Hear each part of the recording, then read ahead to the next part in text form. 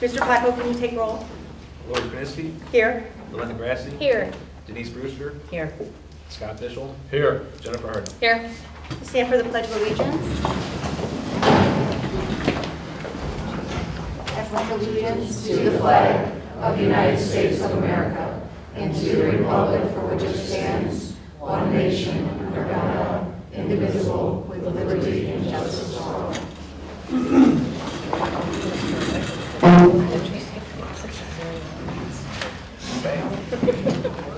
On behalf of the board, I'd like to welcome all students, staff, parents, and interested community members to tonight's Board of Education meeting. I'd like to remind everyone that this is a meeting of the Board of Education held in public for the purpose of conducting the school district's business and is not to be considered a public community meeting.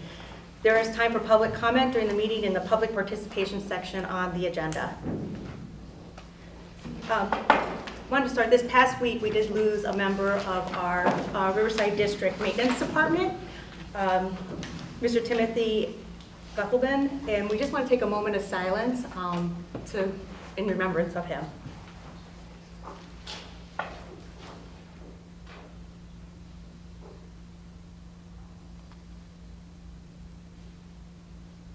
Thank you.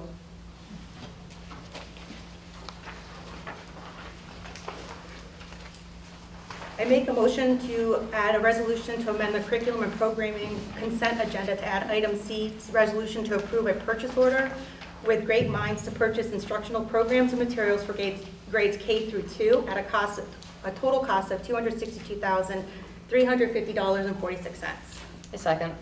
Thank you. Any discussion? Mr. Placco, can you call the roll? Lori Kniske. Aye. Belinda Grassi. Aye. Denise Brewster. Aye. Scott Fishel. Aye. Jennifer Hardin. Aye. Motion carried. I make a motion to approve meeting minutes for April 18, 2024. A second. Thank you, Ms. Hardin. Any discussion? Mr. Placco, can you call the roll? Jennifer Hardin. Aye. Lori Kniske. Aye. Belinda Grassi. Aye. Denise Brewster. Aye. Scott Fishel. Aye. Motion carried. And that brings us to special reports. Okay, we have two. The first is one that near and dear to my heart, one I'm really excited about. This is the time of the year when we honor our district Eagle Scouts. So we do have 5 in attendance and 7 total this year who earned their Award of Eagle. This is a really special award through Scouts, Boy Scouts of America. To earn the rank of Eagle, you have to have 21 merit badges, display high character throughout the program, serve at least 3 leadership positions within the troop or the unit, as well as complete a service project and lead a service project. So these students who are about to call up are going to share a little bit about their Eagle project that they did, as well as kind of their favorite part about scouting, why they joined, all of that. And I may ask a couple questions here and there just because I like to. So first up is Garrett Kroniski, Senior. Congratulations. Garrett, we do have you gotta come down here, let's move the camera.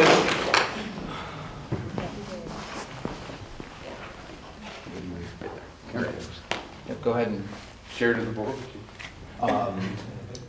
I did a project for a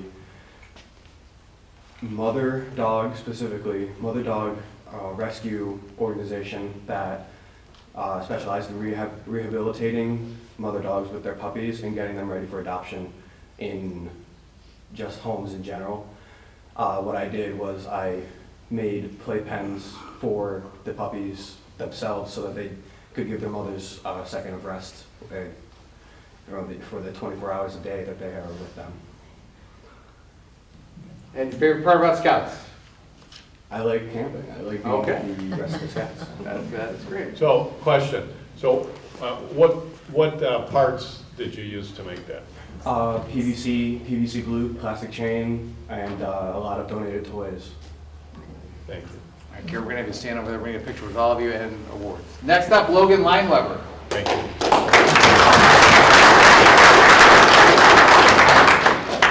Congratulations. I worked with the Rose Centers of Cleveland. It's like for assisted living, but not actual living. It's kind of where senior citizens can go, enjoy some time. I built 2 picnic tables, a birdhouse, and a free library, so they can sit down outside and enjoy the nice weather. And my favorite merit badge is probably life saving. It's pretty fun. I thought. What made you choose to do a project in assisted living? I mean, they all were just kind of sitting inside, didn't really have much to do anything outside, so just kind of give them something to do outside and watch the birds go by and all that stuff. So, Awesome. thank you. Good. Nice work.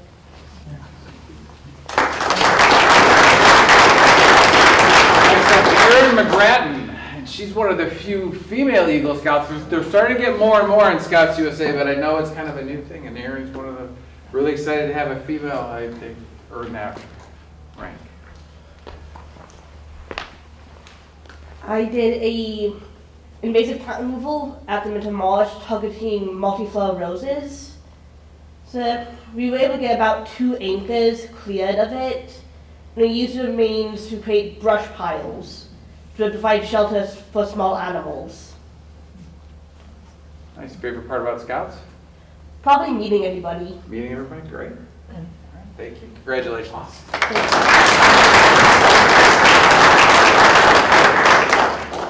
Jordan Parker.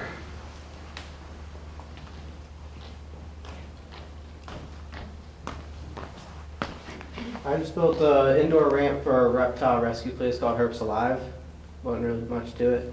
Just help them get up 2 steps. They didn't have to, if they're pushing like a big cart or something, they didn't have to use the steps.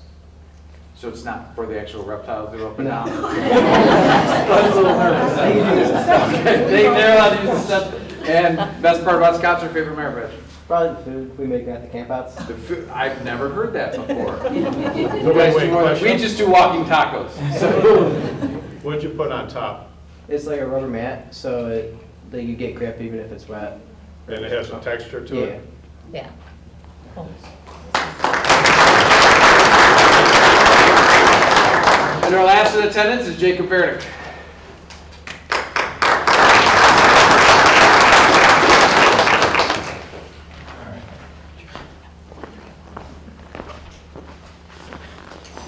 So I built 5-way flower gardens for Concord Township. I did the use for the 5 fences.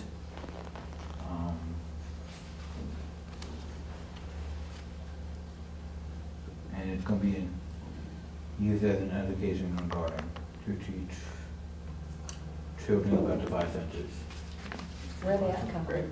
The Old Stone Schoolhouse. Oh, Stone. Okay. Those are beautiful. Yeah. Nice work. Favorite merit badge or favorite part about Scouts? Favorite merit badge is fire safety. Fire safety. Favorite thing about scouting was probably camp outs. Okay. All right. Congratulations. And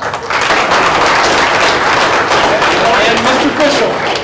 So there's plants in there. Did you put those in there? Concord Township did. Concord Township did that, okay. Thank you.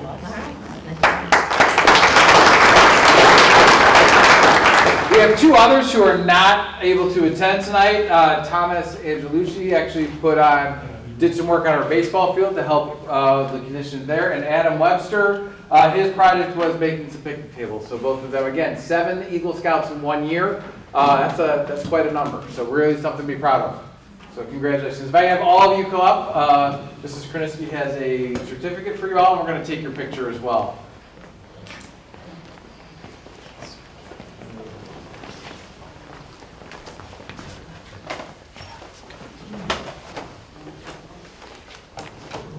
Congratulations.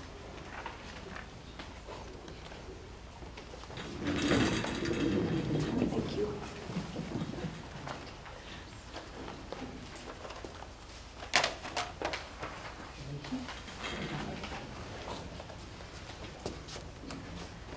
Congratulations. Okay, I think this is where Mr. Carabao would say, okay, you guys ready? Hold your thing, smile.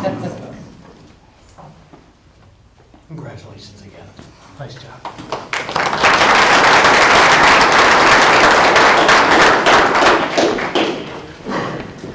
And unlike in citizenship in the community or communications, you do not have to stay for the remainder of the meeting. So that's one of the nice parts when we honor you. All right.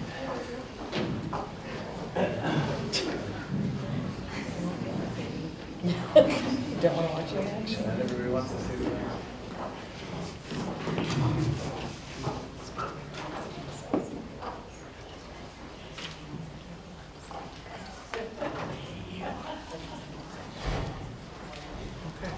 Next on the agenda, the next report I have is Mrs. Natalie Urbis, who works with our RAVE program, and Jessica Arps, who's been our gymnastics coach. They'd like to present about the potential of them becoming actual school-sponsored sports. I'm going to turn it over to them for the 24-25 school year. Would you like us to stand here? The podium would be perfect. Some people call it a lecture. The down button advances the slide. Thank you so much for having us tonight. We really appreciate it, and we wanted to come here tonight to propose, let me get to the next area here. We wanted to ask and request that girls varsity gymnastics be recognized as a school-sanctioned sport here at Riverside.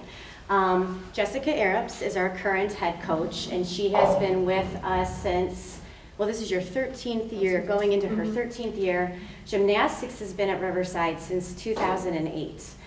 We currently have in our audience some former gymnasts, some current gymnasts, some former parents, some current parents, and many different avenues of support here to show why we feel that it's important that Riverside recognize our girls in this sport and have it, recognized as a varsity sport within the program. Couple different areas you can see under there that Jessica has had under her belt while she's been coaching, along with some pictures, some of the different accolades that she's achieved in her time and her tenure here. What we're requesting are the following things that we would like the school to help us take care of financially. The facility rental costs, that goes through November through February. We are currently practicing at Legs, which is Lake Erie Gymnastics School. It's located in Mentor. And we share that facility with two other active gyms right now, Mentor and Perry. Jessica, like I said, is the head coach. Amanda, you can come up here. Amanda is one of the assistant coaches right now. And so we are looking to be able to cover the facility rental costs for Legs. Our coach's stipend, depending on what that would look like, at least the stipend for the head coach, and then assistant coaches we could discuss and further at a different time, but for Jessica to have that done. Our transportation via busing to and from our meets, our invitational fees, and then awards for our gymnasts as they are earned throughout the season. Things we can fundraise for, whether it be through a booster club, other entities like that. Our leotards, they change frequently due to growth, due to use, due to hygiene matters, things like that. So we would take care of that. Warm-ups that we wear before and after the different meets and activities. Incidentals such as, sometimes there's, scrunchies and different, it's, different things that they wear to go along and support their team, poster board, things like that. Our spirit wear we would like to fundraise for, and then also our gymnastics gifts and banquets for the girls at the end of the season to reward them within our own group as far as that goes. Final thoughts that I just wanted to throw out there just to think about before I entertain any questions that you may have. Currently, we are following the OSHA guidelines, and we've adopted that along with the Riverside Athletic Code of Conduct, and we've been following that for years. I don't know the exact, but she would know more. Riverside, we would love to have continued equity in the sport. It's important that it becomes sanctioned in order to do that, in order to continue it on, in order to have that equity throughout boys and girls if there's an interest, and just to have that continued equity throughout the school for the students participating. We also feel it's important to begin leadership and participation in this in the elementary level. So we would love to brainstorm on how we can get the younger generation interested in gymnastics collaborate with different gyms in the area that have Riverside students, elementaries right now that currently have gymnastics, gymnasts at their schools, so that we can build that rapport with them in order to get them excited about high school gymnastics. Because right now, there's a lot of times I tell people that my daughter Allison is a gymnast, and they're like, Riverside has gymnastics? I'm like, yes, they do. And Allison went to state as a freshman, and she works darn hard. Mia went to state this year. She works darn hard, and I just want them to be recognized.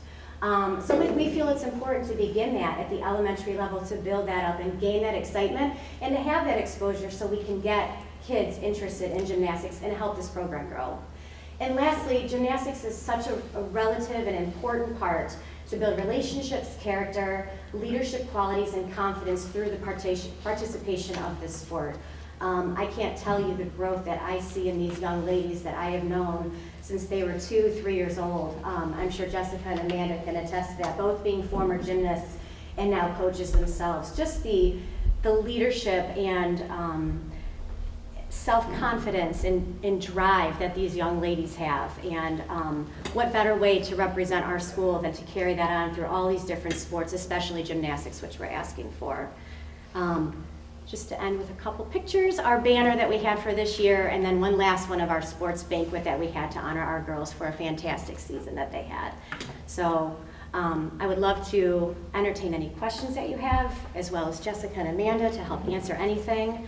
I do know that I did, in September, send out an email kind of orchestrating and outlining some of the different financial components and different sections of that. So I do have that for reference, but and that's also something that I would be very happy to resend if you're interested in for a hard copy look, if you would like to take a look at that in further detail again, just to kind of refresh your memory as to what those emails stated. But are there any questions that anyone has? So I know I looked back at that email the other day, and now I don't even remember if this was in there. As a school sponsor of sport, obviously, then we would be not only required to bus them to meets, but we'd be required to bus them to practices. We actually have Right. agreements. We have agreements with some other teams that practice offsite that we don't bus. Okay, so we don't have to, because I know it would come up when I know my daughter did dive and things like that. So, yeah, swimming and diving is a little bit different, and we're actually looking into why we're doing that. Okay. Because that actually came up in our It did. gymnastics meeting that we talked earlier. But for golf, Ann has drawn up an agreement where the students drive themselves and prepare to drive them to practice, and then drive back, and it's a sign-off and it's agreement there. But actually, gymnastics currently has that same agreement in place, we just continue that. Okay, I just want to make sure we weren't missing that piece, because that's a lot. Sure. How many athletes do you usually have on a roster each year? I would say it's always been between 6 to 10. Okay. I also think that if it was, sponsored and we got the word out there and maybe a little bit of financial help, that we could definitely build our team. Unfortunately, like last year, we thought it was going through and it did not. And I actually had a girl who trained all summer with me, and her parents just couldn't do it, and she was heartbroken, and I felt so bad for her, and the team wanted her to be on it, but when it didn't fall through that it was going to be covered, she also did another sport, so they stuck with that. And I hate to see that happen. I actually hosted the district meet here in the field house my first year of coaching, and it was excellent. And I asked one of our state champions who won Beam, I asked her parents to be here. They bought her own banner for the field house, which stuff like that, it's been definitely getting better. Last year was a turning point. But which we appreciate greatly. It's just, we are one of probably the few in the state that aren't considered a real sport. And we've had a team, and we've had state champions. We've had a state team that I believe took 7th. Was it 7th in 2008? 5th? 5th, even better. And I've worked with the Mentor team, and so I know how it all works, and I believe that we could be super successful. So sorry, I just have one more question. My daughter's going to competitive cheer, so I get the cost of being in gyms and things like that. Yes. How does that work then? Because I'm sure they're training more than just gymnastics season? Like how does it work with monthly fees and things like that? Because I'm sure the place is paying to be. We do offer an off-season strength conditioning skill building program, but that is all done that's personal. Right. If they want to do it, they can. We have girls that train all year round. We have girls that do club and high school. and just come in at the cutoff date.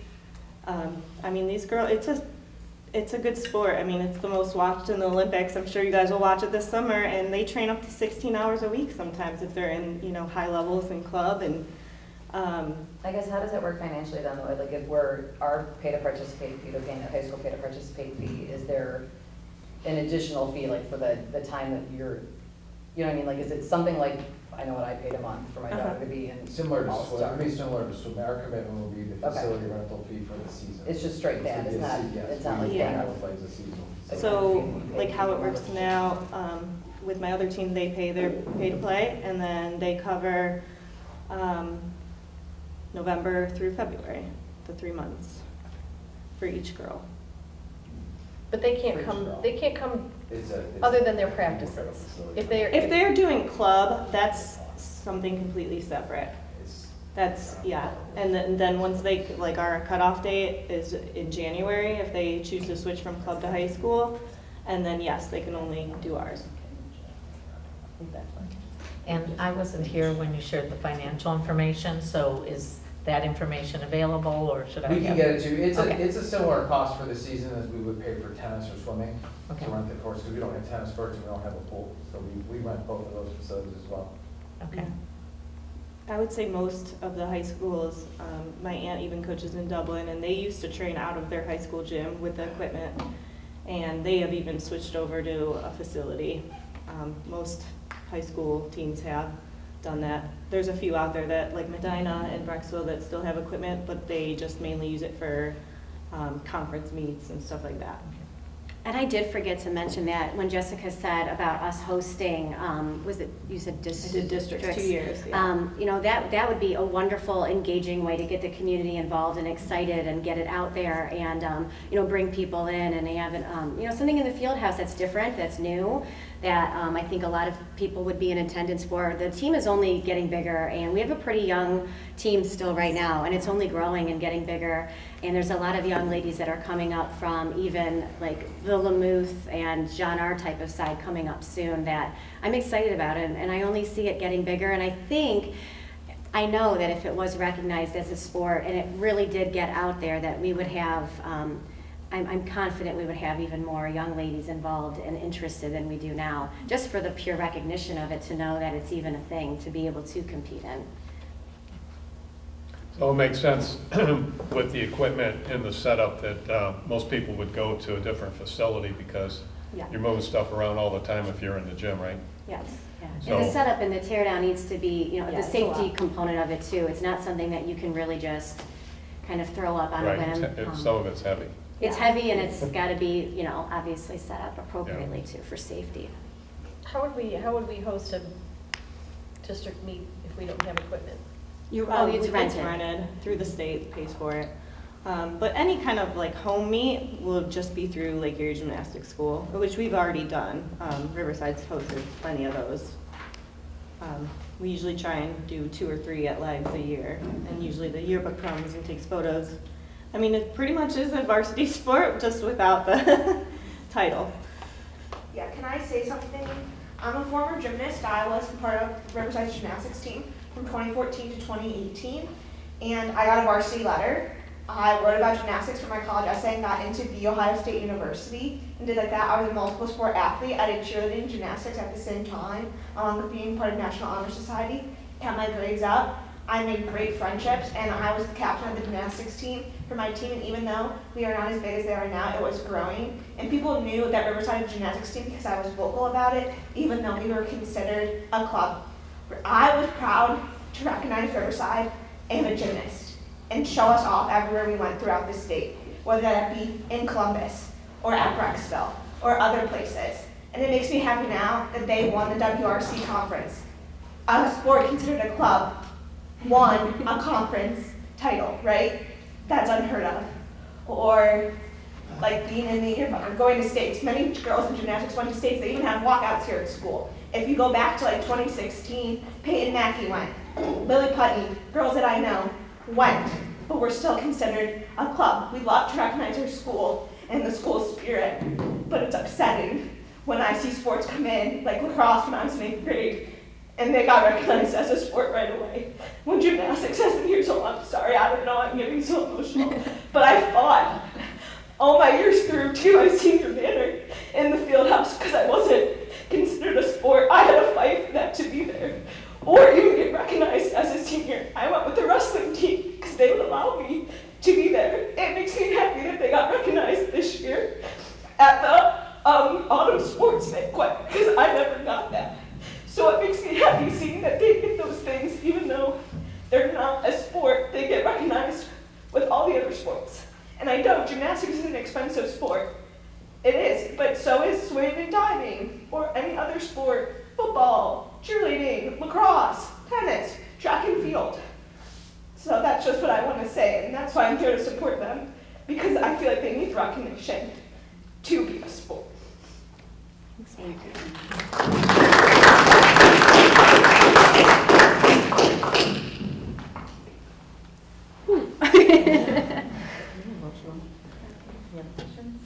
I will say, it said 2008, but I was in school in 2002, and they did have a couple individuals, maybe not a full team, so it's been around even longer here. What about co-ed participation? So there is currently no OHSAA boys team. If they do, they are considered a club, but on a lot of the websites, they do say boys and girls, even though there may not be a boys team, because I know it has to be equal. There has been also boys that have been a part of the girls team. What they do is they are more they can go out there and do a floor routine, but it may not, it's more of just a performance that they choose to do. Any other questions? Good. Okay. Thank you. Thank you. That is not something we are voting on this evening. No, we are not. We will be in, we can have discussion and we will go through next month. There are, one of the ways that they look at, if they were to Title IX on it, is they look at participation, and it's based on number of athletes who participate divided by the number of actual male and female students that you have, and each individually, and they want that number to be about the same. Right. So the percentage will be about the same. So adding gymnastics, and then we had talked about girls golf, which we did a survey to see who was interested in gymnastics, girls golf, and then girls wrestling, which is now an OHSAA sanctioned sport. Those two we already have established programs, and we're just adding an assistant coach that would be responsible for those. All of those have at least seven, at least a minimum of 7, if not more, girls who are interested in joining those programs if they were offered as a school sport for next year. What about the flag football too? That was something that. Flag football is not yet a OHSAA sport. They did not, it's got a huge participation rate. It is not yet sanctioned by the state of Ohio. And that concludes my report. Thank you.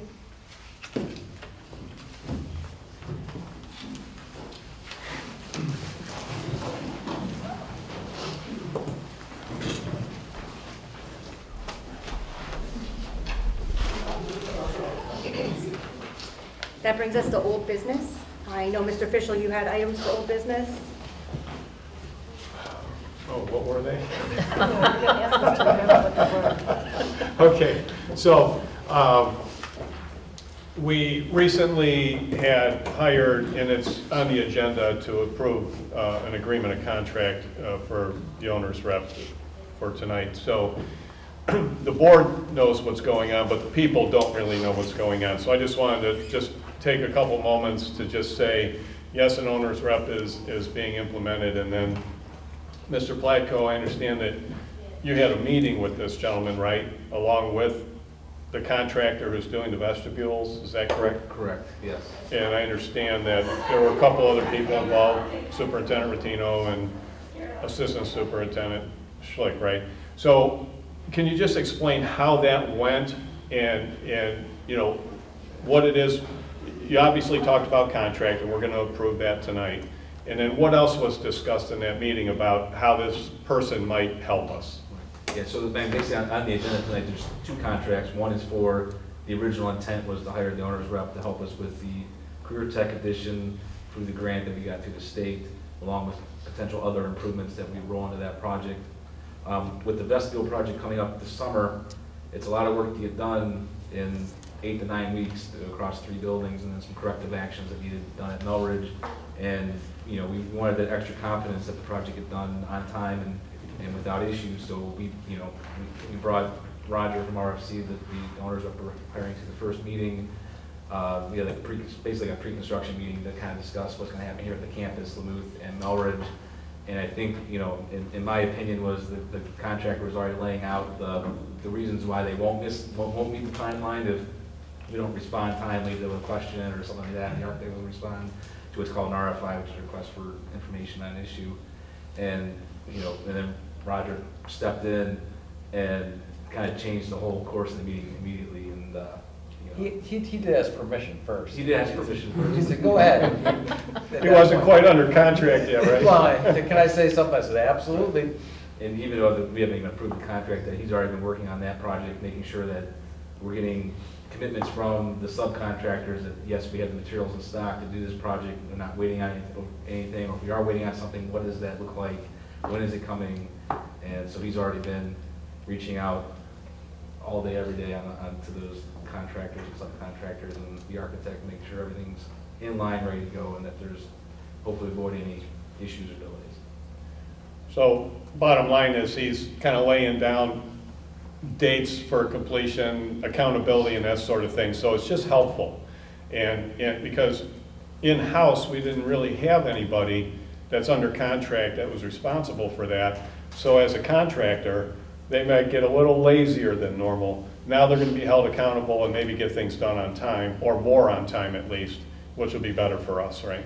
So thanks for sharing that. That's just a little update for anyone that's here or that's watching. Some of the benefits that we'll be seeing going forward, I think, not only in the new wing that's going to be being built, but he'll have a wealth of knowledge about everything else we have to do. So, okay, so that's a quick update there.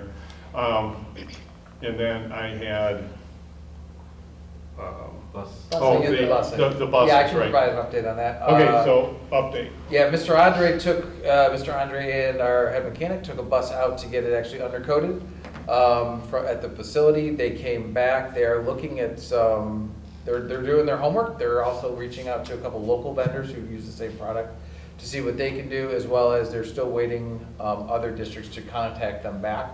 Being at the end of the year and field trips, I think they're having some issues with that, but they're trying to get some contact to see what they're seeing in their terms of there. So he is aware, and he's still kind of trying to continue to get the other contact from the other district to get their information as to what they're seeing. So thanks for that. I happen to be at that facility. It's just over the border in Pennsylvania, and that particular company is the national distributor for the product, which is called Crown with a K. And so the product comes out of Canada, and it's EPA approved. So much so that the guys that were applying it, they did a car and a pickup truck, and they did our bus.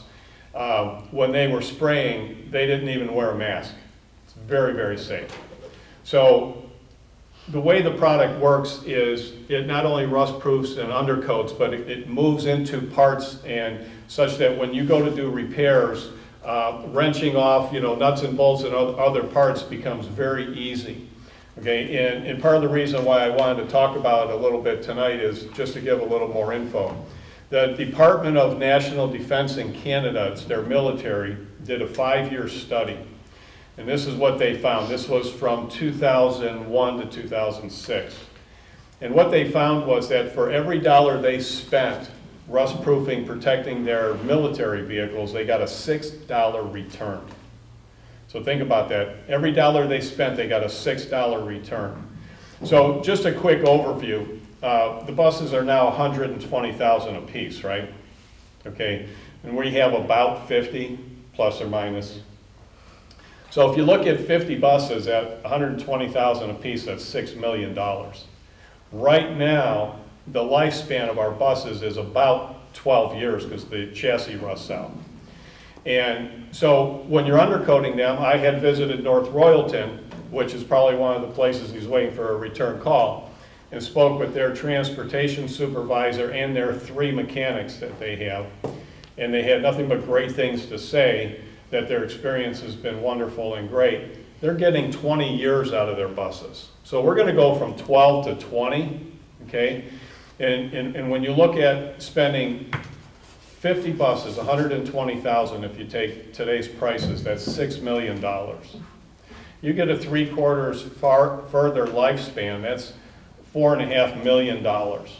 Then you take the $15,000 of cost that it takes each year to do this for the buses and extrapolate that out over the 20 years, and you get the $300,000, and you do that times the $6 return, you have 1.8. Dumb it down to 1.5 and the 4.5. We're going to save $6 million on buses with this particular product. Now, it's always good to look at alternatives and see what else is out there. There is fluid film. Fluid film is more of just a coating. It will flake and fall off. It works to some degree, but it's also a sheep byproduct. It's an animal byproduct, and it smells really bad when it goes on, just saying. And then you can also use petroleum, okay? Petroleum, it used to be decades ago people used old oil, right? But you could use petroleum, but we probably don't want petroleum dripping into the environment. So that's just a little quick update on this, and going out there and seeing the facility and seeing what they actually do was really informative. So, I just have a quick question. There's a Crown facility in Paynesville. They are not large enough. They don't have the facility. They're not big enough to do the work because its facility can't hold buses. Yeah, I talked with them, Tony over there, Lou. Yeah, his name's Lou. So anyway, yes, he is there, but right in Paynesville, yes, anyone can go talk with him and see, what he has to say about it. So one of my concerns, I just want to make sure, again, the benefit sounds wonderful, right? But I know I probably will not be sitting up here in 15 years to make sure, did we really reach that? So when you quote North Royalton, I guess they had their first one done 20 years ago? I don't know exactly when they did it. It's just that the buses are lasting longer because they're not corroding and rusting. And then the other benefit is the maintenance costs have gone down, plus it's much easier to work on the buses because sometimes when things get rusted so much together, you have to cut the parts off. Okay, so you don't have to do that anymore. It's just, in Pennsylvania, there's a state law. They are not allowed to use a bus after 10 years. And school districts are still doing this because of the cost savings on the maintenance side. So that just gives you an idea. Yeah, I guess that would be my thing as we look at this. I think we just have to be really careful and make sure that we have a way to say, are we hitting the benefit? Like, anybody can claim a benefit, right? But 20 years, or 15 years, I don't know that any of us will be sitting. Yeah. Well, that's why you have. Talking like it's not just rust. There's engines. I mean, how many of us are driving our cars and things like that long? I mean, you're talking about it. It's a nice idea to think we could save that much money, but the reality is, it's not just rust that's going to take out the bus. I do think it was Kyle's kind of idea to just start off small and kind of have like a test, almost a pilot group of buses to kind of see how it works and compare it to some and do some of the newer ones. And some of the ones that we know we're going to sunset sooner, we wouldn't necessarily put the money into. Yeah, right, because Kyle and I were talking about it, and his original number was 40, and that might shrink down. Someone has to make that call and a place to start, right? One good thing that we have is the Canadian military, a 5-year study. That's a pretty comprehensive study. And this is a recommendation from United Rentals. If anyone's in construction, they're one of the largest equipment rental companies. And it says, before we implemented the Crown system, repairs were costing us a great deal of money. We had to replace many wiring harnesses. It protects the wiring harnesses and the sensors also. In addition to the costs associated with downtime and the labor costs involved in traveling and making repairs. These costs have now largely been eliminated. I would recommend Crown to any business endeavoring to cut costs related to rust and corrosion. It really works for us. So anyway, that's just one testimonial. Of course, there's many, many more, but these are major corporations. So I think a 5-year study, I think that's something good to look at. So. Yeah, I just think, again, as we look at them, though, I think we just have to have a plan in place. I know I'll be looking for that. How do we prove out that it's really working? I think there's probably other factors, too. The area of the weather, I think somebody in the audience mentioned the last time too, where we park our buses, that we probably should have. Let me just add that parking it on gravel, there is a little bit of a difference, but not much of a difference. Again, if you look at military equipment, they're not parking it on paved areas, yeah. Yeah, and one of the things that I was concerned about is that what we're spending for buses now, and we're pretty much caught up.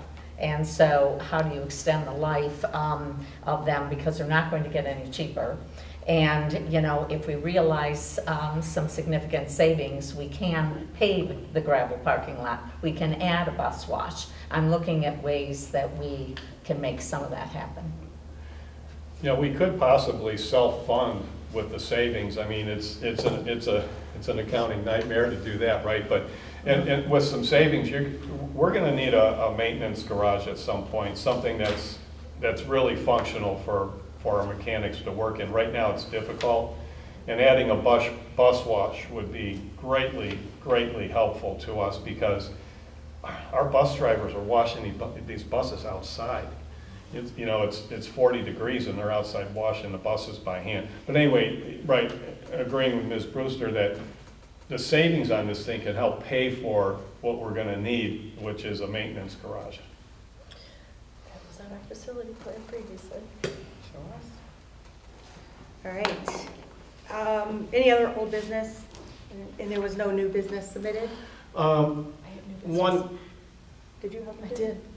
Oh, you did. Yes, you sent it to me really early. I did. Sorry. One just real quick thing on old business. In the buildings and grounds, Mr. Arlesic, who isn't here today, was saying we're going to need to buy 2 vans, and he had gotten pricing for new vans of $50,000 apiece. And right over next to Bob's Garage, you might know who Bob's Garage is, right, Ms. Bruce? Yeah. Anyway, that's her brother, right? So there's a classic lot that sells these vans, and I went over and happened to talk with the guy. His name is Scott, and he said he has vans coming in there that people are trading in with 400,000 miles on. You have to know which vans to get, which engines to get. So buying a used van would save us about $20,000 per vehicle. Could be a $40,000 savings. And Mr. Arlesic, when he gets back, is going to go over there and talk with that manager to see what kind of deal they can give. Now, Ms. Brewster's brother is the one who actually checks all those vehicles out mechanically when they're brought onto the lot. And Scott's a Riverside alum, so he said not only will he save us some money, a couple $1,000s a vehicle, but he will also have Ms. Brewster's brother check them out again a second time before we take possession. I'm just saying, so we have a pretty good opportunity there, I think, to save about $40,000. Mrs. Grassi, new business? Sure. So in light of the fact that the governor signed into legislation or the new cell phone policy for schools, giving school districts the ability to create cell phone policies or requiring them to have cell phone policies. We already have one. But I just want to know if we're going to, at any point in time, I would imagine with the board policy updates that come out in the future that Yeah, my recommendation would be to run it through the would be policy to wait committee for that and yours. see what it says and see what their recommendation for policy is. But then if we would like as a district to make adjustments to it or tweak those things, I would really like to maybe get some input from our staff to see what they think might work for policy, and I would really like to hear what they find to be disruptive in their classrooms when it comes to cell phone use.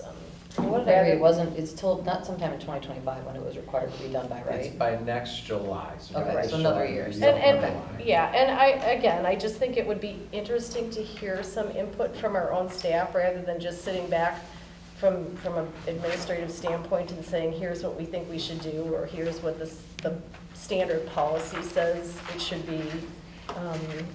Is everybody aware that Lamouth, they make them put their phones in their lockers all day? Yeah.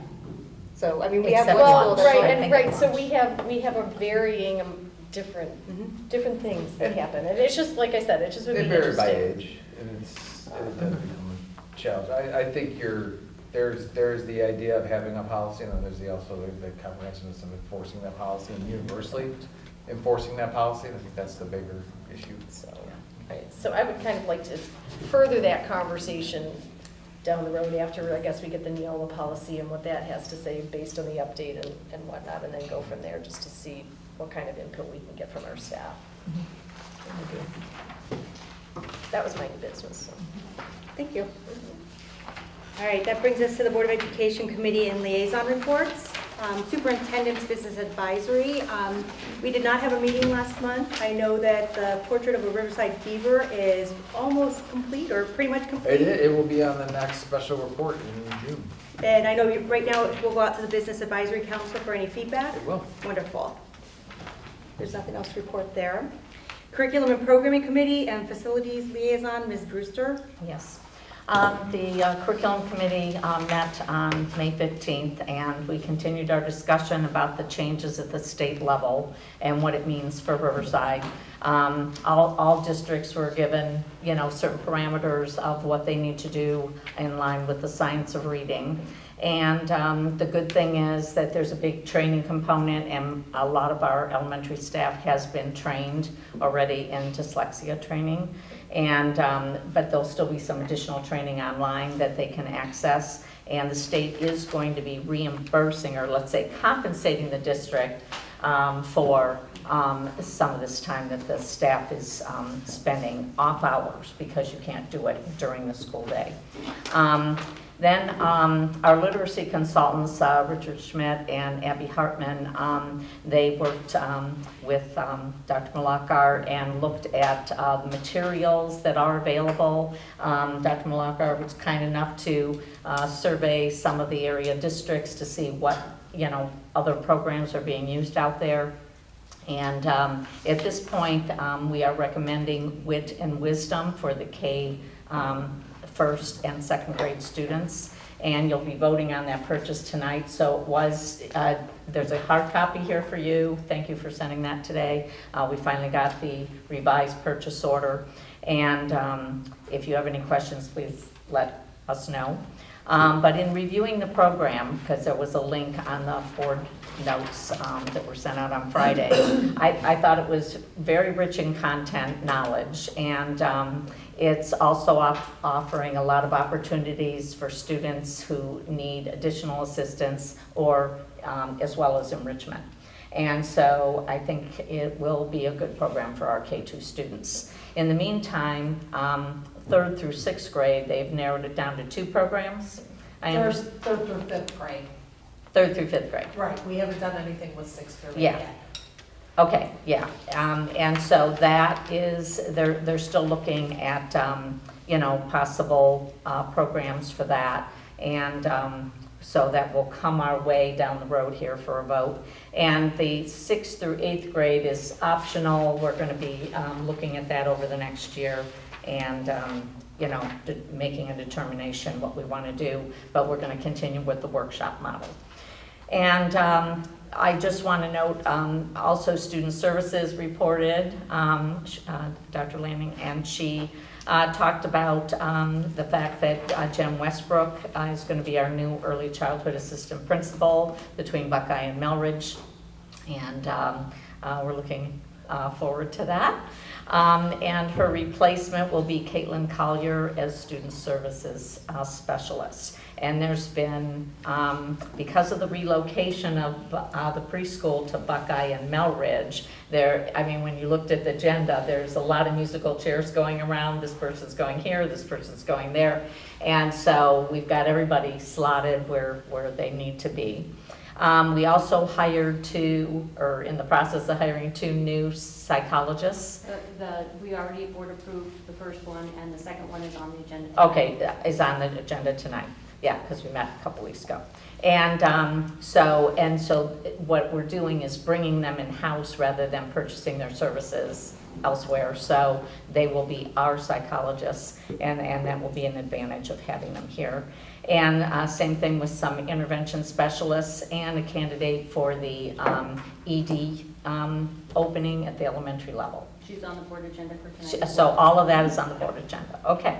All right, so sounds good. And they've been very busy doing a lot of interviews and getting high quality candidates with a lot of experience. Sometimes it's hard to find people in these areas, and because there is a shortage, but we've done a great job getting those people on board. As far as the facilities liaison position that I serve on, we did not have a meeting this last month, but a survey went out to parents, staff, and community members to gauge interest in serving on a 25-member strategic planning committee, and Dr. Rottino will give us an update on that effort because we far exceeded the 25, which is a good thing. It sure is. Okay. That brings us to Buildings and Grounds Operations Committee and Alumni Association. So in the alumni, the golf outing is coming up June 8th, and it would be helpful to get another group or two. So anyway, that'll be a Saturday at noon and at Painesville Country Club. So that's the biggest news there. And then on the Buildings and Grounds, we have a small laundry list of things that are on the board for approval tonight. So at the Lamuth Gymnasium, there's going to be 6 wall-mounted basketball hoops that'll be installed at a cost of $42,000. There will be the bathrooms, the partitions, yay, right? 6 first-floor bathrooms at the Riverside campus at a cost of $38,600. So what we're going to do there is we're going to do 6 bathrooms, see how it goes, see what it looks like, and to see if we want to proceed further in doing all the bathrooms that way. So that's going to get done. And then also the owner's rep, which we talked a little bit about, contract has been signed. It was for $204,000. That'll be a 2-year time frame. In talking with that person, Mr. Placco, you talked with them directly, but from what I understand what you said, that is, yes, that's a contract, but this is the kind of guy that's going to do what it takes. If it takes 2 years and a month and a half, he's going to do it, okay? So, and then also, there's another contract for $16,000 for him to bring the vestibule projects to completion, keeping the contractor accountable. And so that's on for tonight. And then also masonry work at Lamuth. $19,840 worth of masonry work needs to be done over there. Also some painting in the gymnasium, $20,800 for painting that's going to need to be done at Lamuth. And those were the main things that we talked about in buildings and grounds. And Ms. Grassi, do you have anything to add? No, I don't. Okay, that's it. All right, that brings us to Policy Committee and Legislative Liaison. I apologize for the length, but there's just a lot of things that go on. So I'll start with legislative because policy, we have the first read of our new board policies, and we'll have a meeting probably next month to review those. So I try to take these things week by week as I get the information in. I know that the governor has indicated that he's concerned that institutions of higher education are not preparing teachers in the science of reading, and is encouraging the institutions to align their own college teaching training programs to align with the science of reading that's going on at the K-12 level. Another initiative is asking the Department of Education and Workforce to create a principal apprenticeship program. This program would be an effort to not only address the principal shortage, but also create a program that provides hands-on in-school training that will better prepare aspiring principals for the job. In addition, he had asked that the General Assembly to consider a requirement that students participate in career planning to develop a clear path post-graduation, and the method that students, the method by which students would meet this requirement was not fully outlined in his State of the State speech, but he had conversations with the DEW director and has asked that it would look similar to existing programs that require a parent and guardian meeting with school officials. So that is something that I thought was interesting. There's not a bill yet introduced to amend any of those proposals, but I will keep you posted on that. Something that we had I think was floated around in some initiatives with the building facility plans was like partnering with some other institutions in the area. And the governor also is very fond of school-based health centers, which could provide comprehensive health services in school buildings and communities that would give people better local access to care. So he's asking that schools consider a school-based clinical model. What that looks like from the state's perspective might be one thing, but I think we have the opportunity as we develop our facilities plan to consider something like that. Again, most of the things included in his speech require legislative action, and that none of that has taken place yet. The week of April 15th, again, going back to just prior to our last board meeting, the Senate Education Committee heard sponsor testimony on Senate Bill 219, which would restore the pre-K-5 grades 4-9 and 7-12 educator licensure grade bands that were altered in the biennial budget. Some new bills that were introduced that week were House Bill 491, which would require political subdivisions or state retirement systems to provide information on expenditures to the Treasurer of State for inclusion in the Ohio State and Local Government Expenditure Database, which basically means Ohio Checkbook. Our district already participates in that, so that's one thing that you have at your availability to be able to go and look at any of the things that we have posted in our payment systems. Those are already online with the state of Ohio. Another new bill introduced was Senate Bill 242, which would expand the charitable use property tax exemptions. Senate Bill 243, which would declare the General Assembly's intent to enact legislation addressing local zoning regulations that impede the development of housing. Senate Bill 244 would authorize local governments to create residential stability zones where homeowners may qualify for partial property tax exemption. And I only bring those things to light because those have to do with property and property taxes.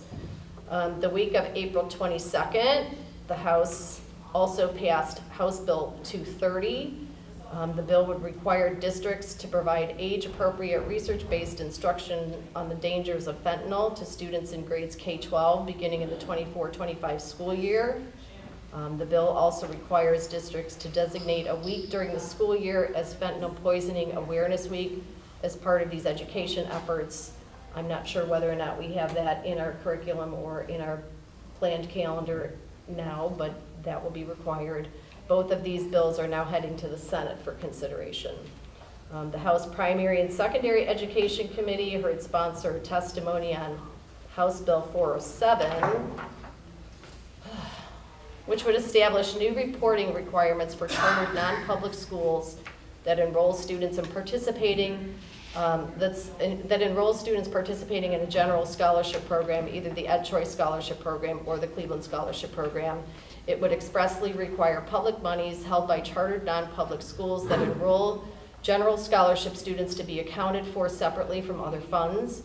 It would require the Department of Education and Workforce to issue a state report card for qualifying chartered non-public schools that enroll general scholarship students and to report other student performance and family-adjusted gross income data.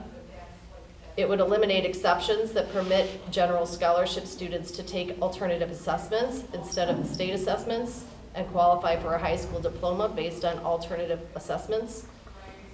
It would establish or modify reporting requirements regarding the Ed Choice Scholarship Program for chartered non-public schools and ODEW, and it would require each public and chartered non-public school to maintain student disciplinary records and to transmit a transfer student's disciplinary record with the student's school records upon request of the student's new school.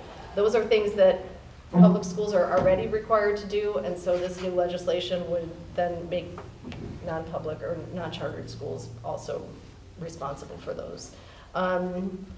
According to some information, the Science of Reading courses that teachers are now required to take also meet dyslexia professional development requirements, which is a dual, killing two birds with one stone, so I love that. So there's that. Ms. Grassy, when Yes. does the dyslexia requirement go into effect? I'm not exactly sure. Ms. Land? I think it already did. It's already in. It's already in? Yes, and then they have added additional training on to that for the science of reading.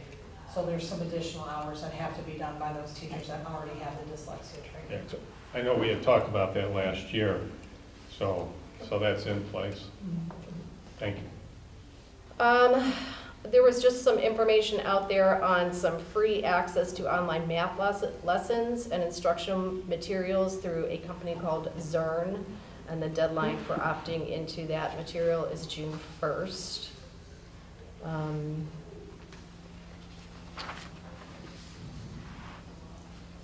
So then we have also, in the past couple of months, been talking about the Joint Committee on Property Tax.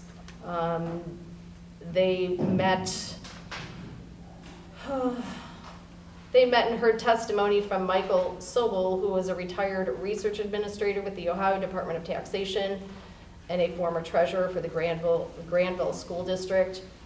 So he provided some sponsor testimony and gave them some information. They also have upcoming some school district treasurers and superintendents who will be giving them some information. They provided information on the 20 mil floor. They also heard from Dr. Howard Fleeter, which if you've ever heard him give his dissertation on school funding, it's just very interesting. And so he provided his 18-page dissertation for them to read and review. And so that was interesting. The week of May 6th, again, the Joint Committee on Property Tax Review and Reform, I think they meet almost once a week or once every other week. They heard, again, testimony from Howard Fleeter. The Senate Education Committee heard sponsor testimony regarding Senate Bill 128, which would require the disclosure of the for-profit status of community school operators and post-secondary educational institutions on various promotional materials and contracts for employment. New bill introduced that week was House Bill 520, which would permit students to use club sports or other athletic activities to fulfill high school physical education requirements. Senate Bill 265, which would eliminate the right of first refusal for certain school districts regarding real property. Again, I downloaded Howard Fleeter's 18-page dissertation. If anybody is interested in that, you can have a copy of this here. I know that this doesn't have anything to do with schools specifically, but the U.S. Department of Labor revised the minimum wage and overtime rules, and everyone has to follow that if you're an employer. There are teacher exemptions that are related to that, and under existing law, teachers are included in the list of employees who do not qualify for mandatory overtime, regardless of their salary, so long as their primary duty consists of teaching, tutoring, instructing, or lecturing in the activity of imparting knowledge, and that they are employed and engaged in the activity as a teacher in an educational establishment by which the employee is employed. So teachers are not subject to those overtime rules. I thought this was interesting and that we should pass this on to our community members, that the Ohio Department of Education is trying to increase student access to nutritious meals during the summer. I don't know if this has been put out to our community at all, but beginning this summer, Ohioans can participate in a new federal permanent program called the Summer Electronic Benefits Transfer, which is the summer EBT. This program provides cash grocery benefits to households with children who qualify for free or reduced price meals, and the Ohio Department of Education and Workforce is requesting assistance in identifying these students eligible to receive this important benefit. Its summer EBT provides children who are eligible for free or reduced price meals with SNAP benefits, which is basically your food program, and each child will receive a one-time $120 benefit for the summer. So if we're not giving that information to individuals who already qualify for free and reduced meals, we should be doing that. Also, there is RAPBAC expansion. If people don't know what RAPBAC is, it's a system by which the Bureau of Criminal Investigation employees are enrolled in that based on their Social Security, and when any new criminal convictions come up, those Social Security numbers are matched, and then those employers are given the information about what those violations are. And so if there are any industries in which people are ineligible for working with certain populations, I know in the industry I work in, we have that, those employers get notified. And so that's happening with school districts. Teachers and staff are already enrolled in that type of a system, but now non-certified staff will also have to be enrolled in those systems. So I'm assuming that our departments are working to get all that taken care of over the summer. The week of May 13th, sorry, this is just really lengthy. There's so much to read. The week of May 13th, there were some new bills that were introduced, House Bill 557, which would permit schools to withhold and remove directory information from the public record definition. House Bill 561, which would explicitly prohibit for-profit operators of community schools. House Bill 563, which would enact the Future Educators Support Act regarding financial support for student teachers, teaching as an in-demand job, and school district staffing surveys. House Bill 567 would enact the EdChoice Fair Fiscal Responsibility Act to revise the operations of the Educational Choice Scholarship, which is the EdChoice program.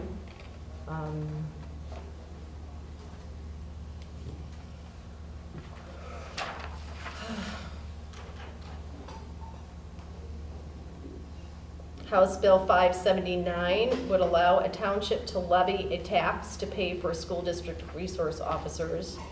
That is new legislation being considered.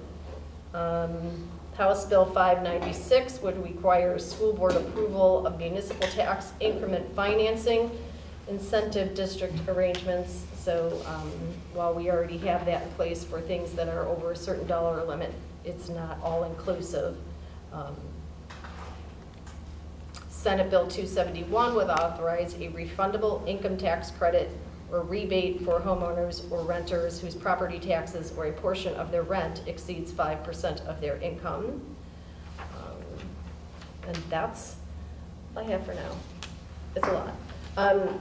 You know, like when I took on the role of legislative liaison, I said there's just so many things that happen within the state of Ohio that we don't really pay too much attention to. They just come and they go, and then all of a sudden we have some new law or whatever, and there's a lot that goes on, and the amount of legislation that is introduced in the state of Ohio that has to do with education is almost overwhelming. And so if we don't keep up on top of that and get our community interested in those kinds of things, and if there is something that sparks somebody's interest, you know, we should be advocating for the things that work for us and the things that don't. So. Ms. Grassi, so on the food program, it was $125 one time. It's a $120 one time amount. So who would we have contact the people that might qualify for that in our district? From what I understand, our food super, like Michelle would be doing. Michelle Gifford's on it. It would be required. I think they're required to do that. Required. They've already been asked to provide that information. It's just I'm asking the community that if you get those benefits here at school, that you actually take advantage of that. That's a, you know, a dollar is a dollar. So yeah, right. Especially and groceries are expensive, so you know, that's getting food into the hands of people who need it. So. Thank you. You're welcome. Brings us to the superintendent's report. Okay, May is an extremely busy month for schools. Super exciting as well, but have some real quick updates. First of all, as Mrs. Brewster highlighted, we do have a facilities plan update. We sent out a survey on May 1st, thinking we would get about 25, 30 people who would be interested in being in this committee. We had over 108 people who are interested in some sort of involvement in our school or our next facilities plan throughout the 15 days, and there are 108 solid candidates. It's very difficult to go through those and just narrow it to 25. So we're going to pivot a little bit and do some different focus groups meetings, and hold some focus group with some interactive survey types to really kind of focus down where they specifically want to be involved. You know, some people want to be involved specifically in construction, overall facilities, and also some of the partnerships. We're taking an approach that it's not just a school, it's a community effort, because the schools are the hub of the community, so looking at really what and where we need to go. Those times are still TBA as we're finishing up the survey and kind of getting some, making sure that the information is correct, but they will be throughout the summer and at different times, both morning and evening as well, for our stakeholders to participate. The groups will still be small so that everyone's voice can be heard, and that's one thing we're looking forward to. May 6th through 10th was Staff Appreciation Week at Riverside. We appreciated all of our different groups through both social media posts throughout, as well as our PTA and PTOs did some things for our groups. As an administrative team and throughout the district, we bought shirts for everyone. We bought new We Are Riverside shirts, kind of rebranded that a little bit. Beaver was on the front, as well as the One Community Pursuing Greatness, Getting Better Every Day. We do have shirts for you guys as well. They are in Mr. Carbine's office, and he is coaching baseball right now, so he will get them for you as well. So we have those. Chris, I modeled it. Oh, and Ms. Kevin is modeling our shirt, and on the back it does say We Are Riverside. So they turned out really nice, and we're really excited. It's kind of neat to see them. The annual Paynesville Township Paint the Plow event was May 3rd. So our art students went out and painted the Paynesville Township plows. Again, these plows will be going to feature at community events throughout the summer, festivals of plows, and yes, they are going to plow. If it does snow ever again, they're going to be out plowing the snows as well. They kind of had some new themes. It's really a neat thing that they do as well. In fact, I was talking to Mrs. Biller, who kind of organizes that today. I'm thinking I'm just buying a plow just for them to paint one of mine for mine, because I think it's really a cool thing. So I love seeing them on the street. it's so neat to see them. Yeah. May 1st was the second annual senior-only hiring fair for our graduating seniors who are interested in joining the workforce. We had a number of local businesses out to give students interviews right away and kind of come up with a path out of high school to careers. It's a really neat event. It happened in the field house. There were a lot of great feedback from the employers as well, just kind of saying, wow, the students came prepared. They had a resume kind of drawn, some really great interviewing skills, and I think some people did walk out with jobs, or at least offers in hand to kind of consider as they leave. Again, another great thing we do is Literacy Lineman. It was actually, I think, the cover of the News Herald today. On May 14th, we had a bunch of our football players travel to the elementary schools to read to our elementary students and kind of share their love of reading and kind of model what it is to be a student athlete. So something that is always exciting for them. One thing that we have a great National Honor Society, and they put on these wonderful events, and they raise funds for a local charity or a local organization every year. This year they targeted the Lake County Council on Aging, and they presented a check to the Lake County Council on Aging for $5,000 that they earned throughout the year.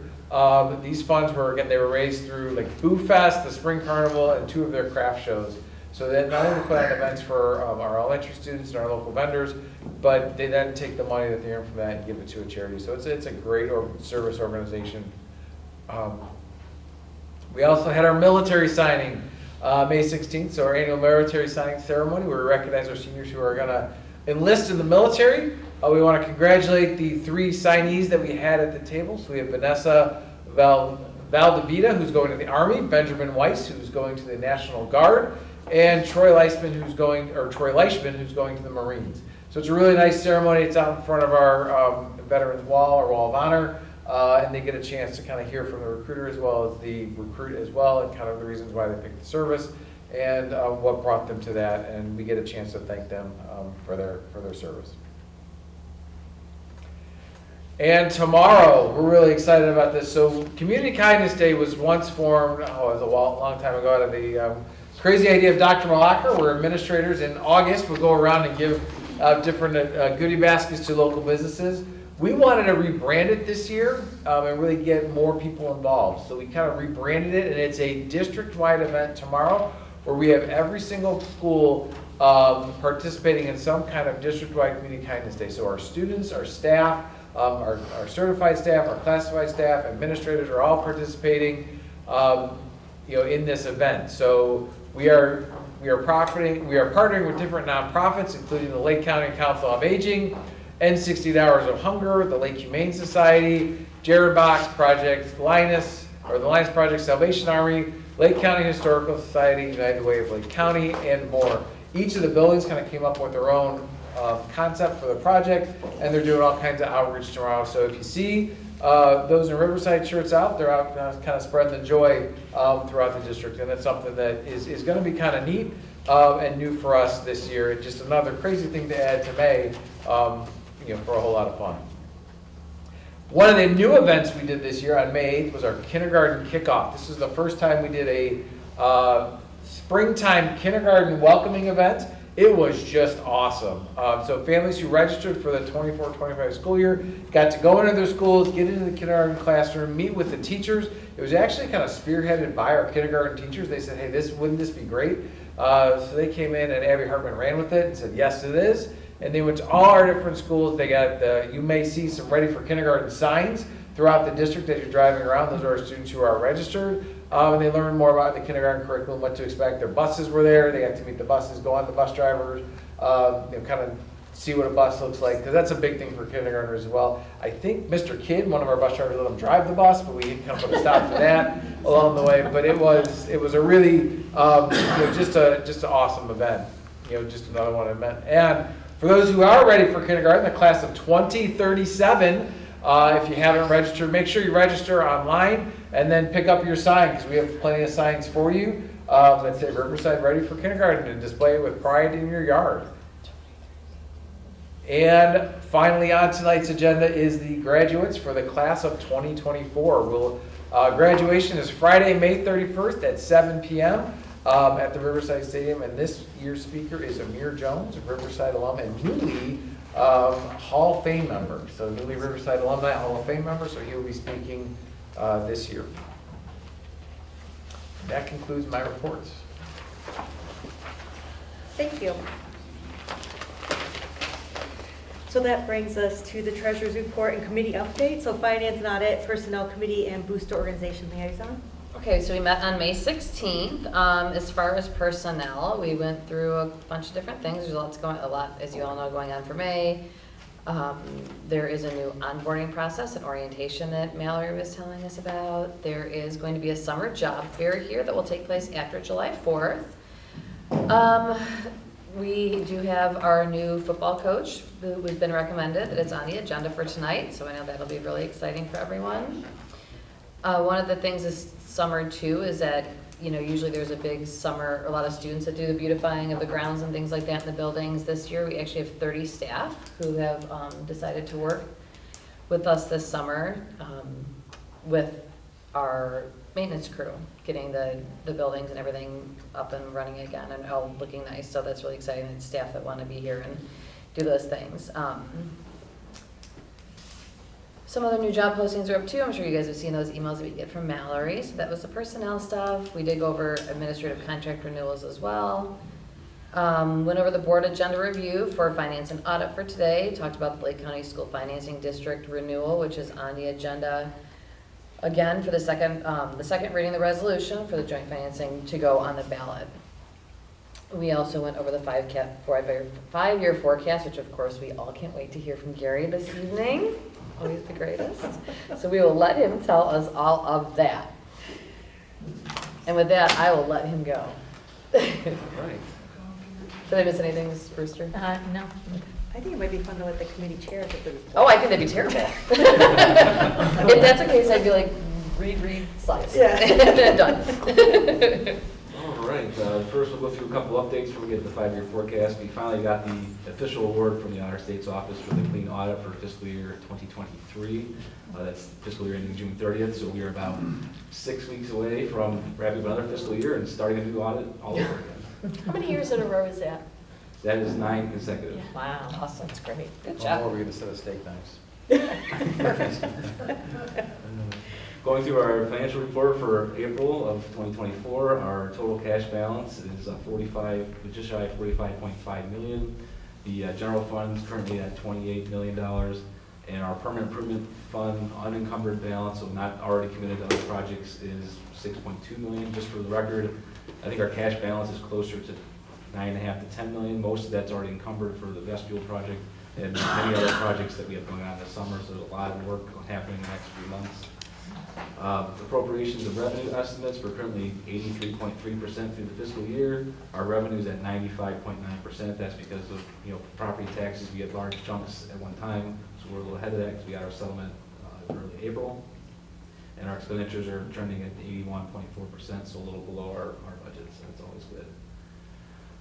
Just some statistics for April. Our revenue was $13.8 million, which includes $11.1 million or $11.2 million in general property taxes from Lake County.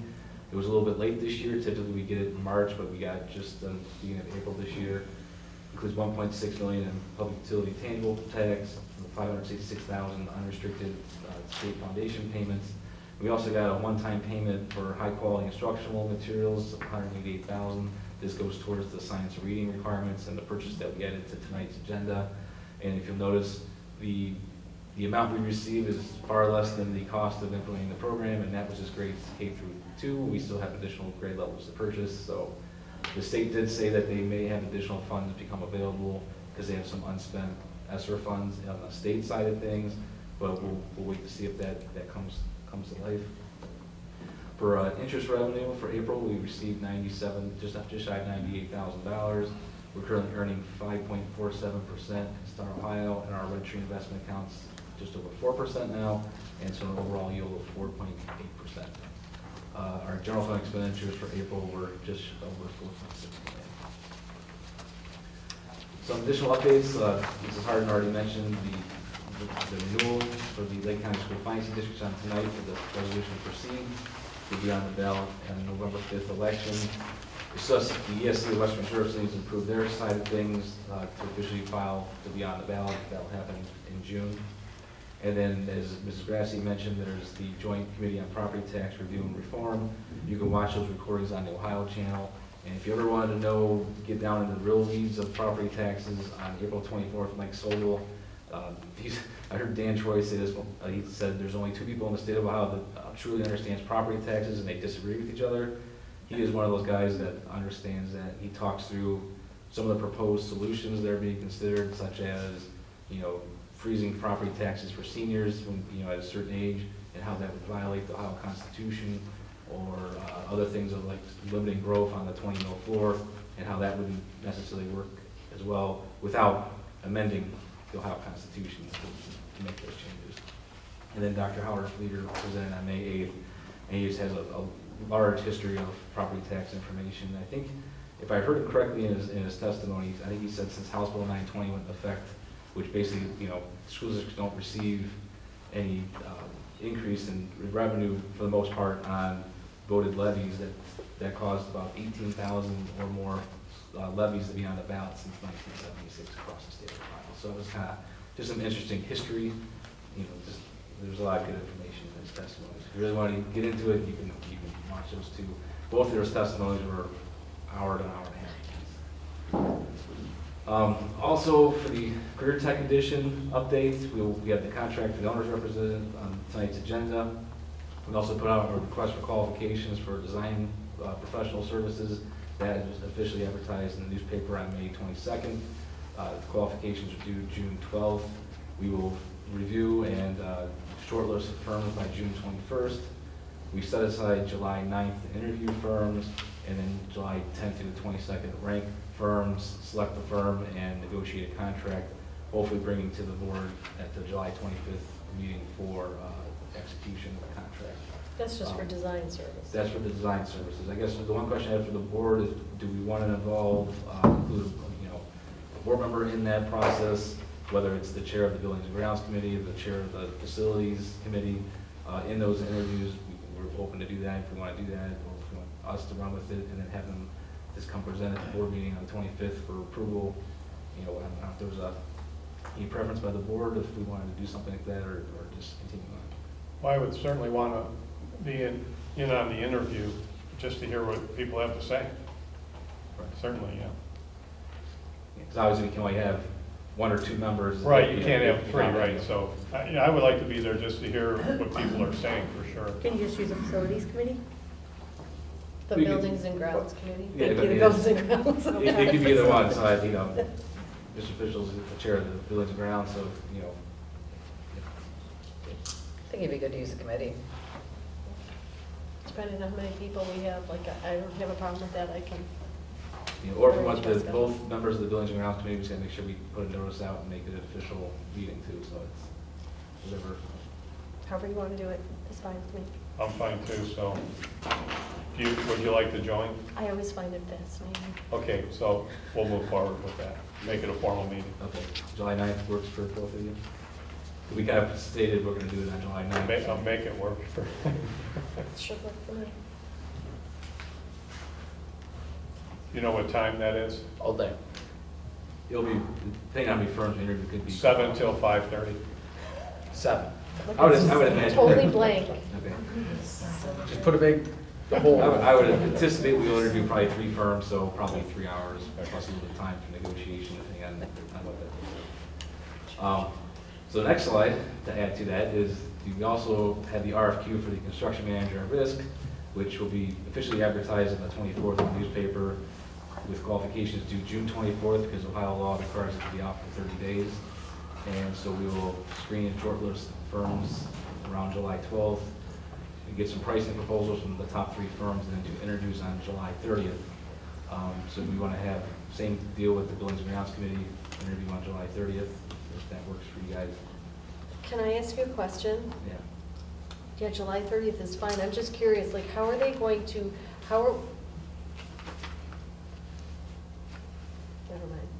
How are we going to get a CMR when we don't even have the design done yet? Like, what are they going to give you a? What you do is you contract for pre-construction services, so they actually work during the design phase with the architect as well and the owner's rep to make sure that what's being designed can be constructed properly and timelines and budgets and things like that. So we did this actually with our elementary schools. We hired Icon early and they worked through the design. We had a pre-construction contract with them as well. And our owner's rep recommended we went through this process. It saves time and avoids any misunderstandings. You can kind of do like a small contract for pre-construction services before you. So you're not looking for the best price, you're just hiring them up front?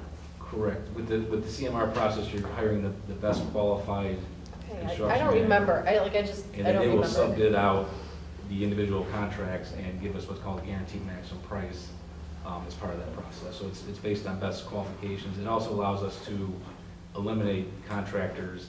And, you know, we have contractors that we worked in the past that we don't want to work with in the future. This allows us to do that, where if we did the traditional method with a public bid, you get the lowest responsive bid, and if you decide to disqualify somebody, you got to be ready to fight because if they disagree with you and you end up in court. So we're basically living with their price once we've selected them, which was in advance of design. You basically pay like you pay a fee for pre-construction services, but then they'll give you a pricing proposal, like a percentage of construction costs or something like that, for when you actually go out to do the construction and bidding.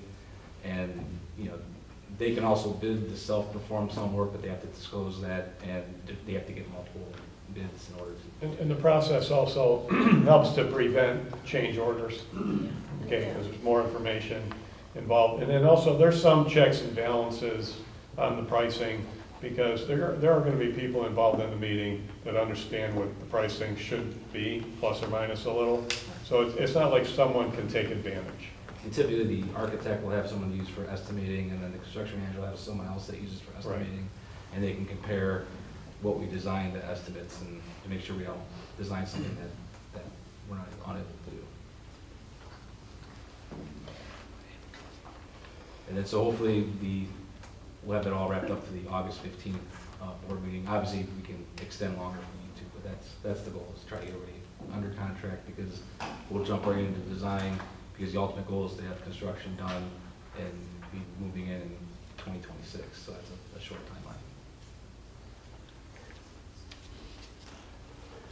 Next slide here, wanted to talk just briefly about the recent news of Lakeland Community College and their financial issues that came about.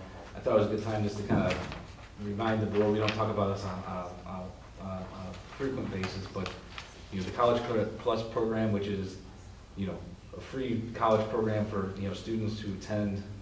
They can take college courses basically for free through public schools. Well, it's not really free. the school district actually pays for that, for those expenses. And so for Lakeland, you can see this here, about a 7-year history. The reason I did 7 years, it was easy to pull it, going on beyond it was too hard, but you can kind of see, you know, the school district pays an amount for tuition and also for the textbooks, and basically over the 7 years, we paid just over $2 million to Lakeland Community College for the College Credit Plus program. Does that come out of our foundation payments? It comes right out of our state foundation. Well, the column that says foundation is the amount that comes right out of our foundation payments. The disbursements column is what we pay for textbooks, which we get invoiced and we pay those invoices as they come in. And you can see, you know, 18 and 19, there was not much billed at that time, and then 2020 looks like they were behind their billing as there was a And that's not even the purchase of textbooks, because the kids have to give those back. So that's just the rental of textbooks. They're online rentals. Right. Yeah. Like it's not like the kids get a book and they get to keep it. Like the kids get a book and they have to give it back. Well, most of them are online. Well, Those are- yeah, they're well, online. I get it, Expired but it's through just the interesting when you see Yeah. the purchase of textbooks, and we're not purchasing books. Yeah, hopefully they give them back used.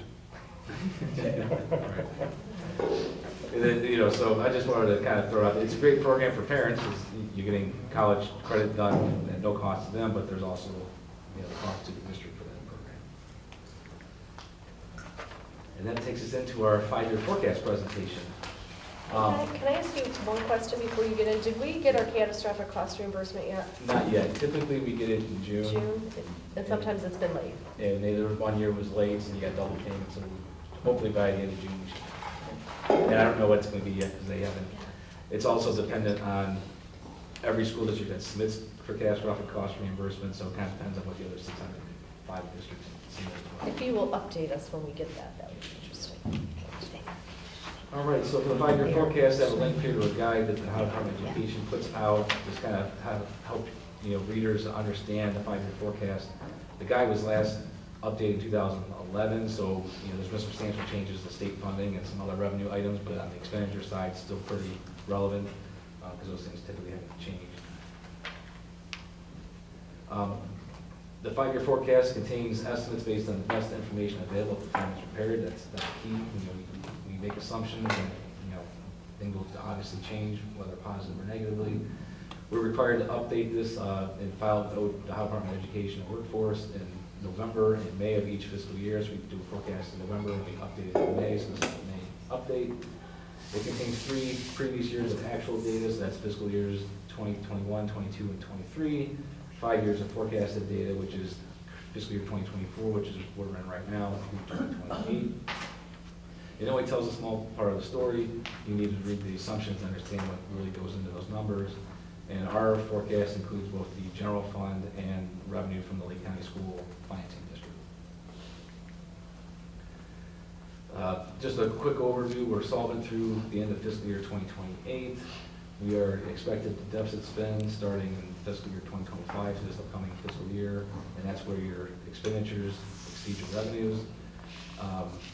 Back in 2022 began the new state biennium budget where the new funding formula started being phased in, called the Fair School Funding Plan. We are currently in year 3 of that, with you know, year 4 being fiscal year 25. You know, we're almost, you know, in our forecast, we're basically projecting what the next 2 state biennium budgets are going to pay. We have no idea at this point, obviously. You know, they'll likely continue the 6-year phase into the Fair School Funding Plan, but it's obviously not guaranteed. So this is a quick overview. In fiscal year 2024, we started at just shy of $25.7 million cash balance. Our estimated revenues for this fiscal year are $53.1 million. Our expenditures are estimated at $52.7 million, with a surplus of about $367,000, which increases our cash balance to a projected $26 million to end fiscal year 2024. You can see starting in fiscal year 2025, you know, as our expenditures increase, you know, our revenue doesn't increase as much, and so we start deficit spending in 2025. You know, our last operating levy was in 2017, so on the typical operating levy cycle, you know, the first few years you're building cash, and then you start declining in cash in the later years, and we're right at that tipping point. This is kind of a graph, kind of just shows that. The line in green is the revenues, so you have 3 years of actual data, and then going into the projections for fiscal 24 and going on. With the expenditures in red, you can see the expenditures tend to outpace the revenues. 2021 and 2022 look a little bit funky because there was a large advance in 2021 to our ESSER fund to cover a negative cash balance that was returned in FY22. So kind of overinflated our expenditures a little bit in 21 and overstated our revenue in 2022. That's why it's a little bit of up blip and then down blip. But our average revenue growth per year is about 1.3%, and our average expenditure growth is about 4.76. There's a lot of numbers on this slide here, just kind of showing all of the revenue accounts of our 5-year forecast, with the top line being general property tax. This year is just over $31 million. As you guys know, Lake County is going through the 6-year reappraisal right now, but we're expected to hit what's called the 20 mil floor with any increase above 20%. Anything beyond that will generate additional property tax revenue. Property taxes are based on a calendar year, but we operate on a fiscal year, so property taxes are calendar January through December, and we're on July 1 to June 30th. So when that increase occurs, you're only going to see half of that increase in fiscal year 2025, and then fiscal year 2026 is where you see the full increase in reappraisal. So you're seeing on this slide, the reason I put this slide is kind of to show that a little bit better, and you can see it at the top there. It doesn't work on TV. No, it does not. And so, even though it's, you hear certain elected officials say we're getting a windfall of cash, and it is an increase in taxes for sure. It's when you look at the size of our budget, it's not a big material number. It helps us not deficit spend as much in the future years. I have another slide that'll show a little more detail, but basically, line 1.025, which is the third line there, unrestricted grants and aid, that is our state funding from the state of Ohio. You can see, like in 2021, we were at 8.4 million, then we dropped to 7 million. That was the change in the school funding formula. Now, while our revenues dropped, we also weren't having, in the old formula, we used to have deductions for charter schools and open enrollment. Those went away, so even though there's a drop in revenue, there's a corresponding drop in expenditures in those years. But you can see in fiscal year 2025, we increased that to 7.8 million, and we kind of maintain that level going forward, not knowing what the future state budgets will occur. In the line below it, restricted grants and aid, you can see in 2023 we had 452,000. For this year, it spikes to 672,000, and that's because of the high-quality instructional materials payment we got in April for the science reading requirements. And so in fiscal year 2025, we'll return back to that typical level of 466,000. And the line 1.06, all of the revenues, that includes our interest revenue and joint financing district revenue, pay to participate fees, classroom fees. This year is projected at 6.4 to almost 6.5 million. We expect to drop off a little bit in the future years. So that's just kind of how we think it's going to play out. We don't expect interest rates to maintain the level that they're at, but hopefully we'll still realize those interest earnings, but we expect it to drop a little bit because our cash balance will start declining. Going into just showing a pie chart, you can see property taxes make up almost 60% of our revenue. Mr. Blanco, on the investments, is that a 12-month or is that a daily, weekly, monthly? So is it in the account and it's a daily?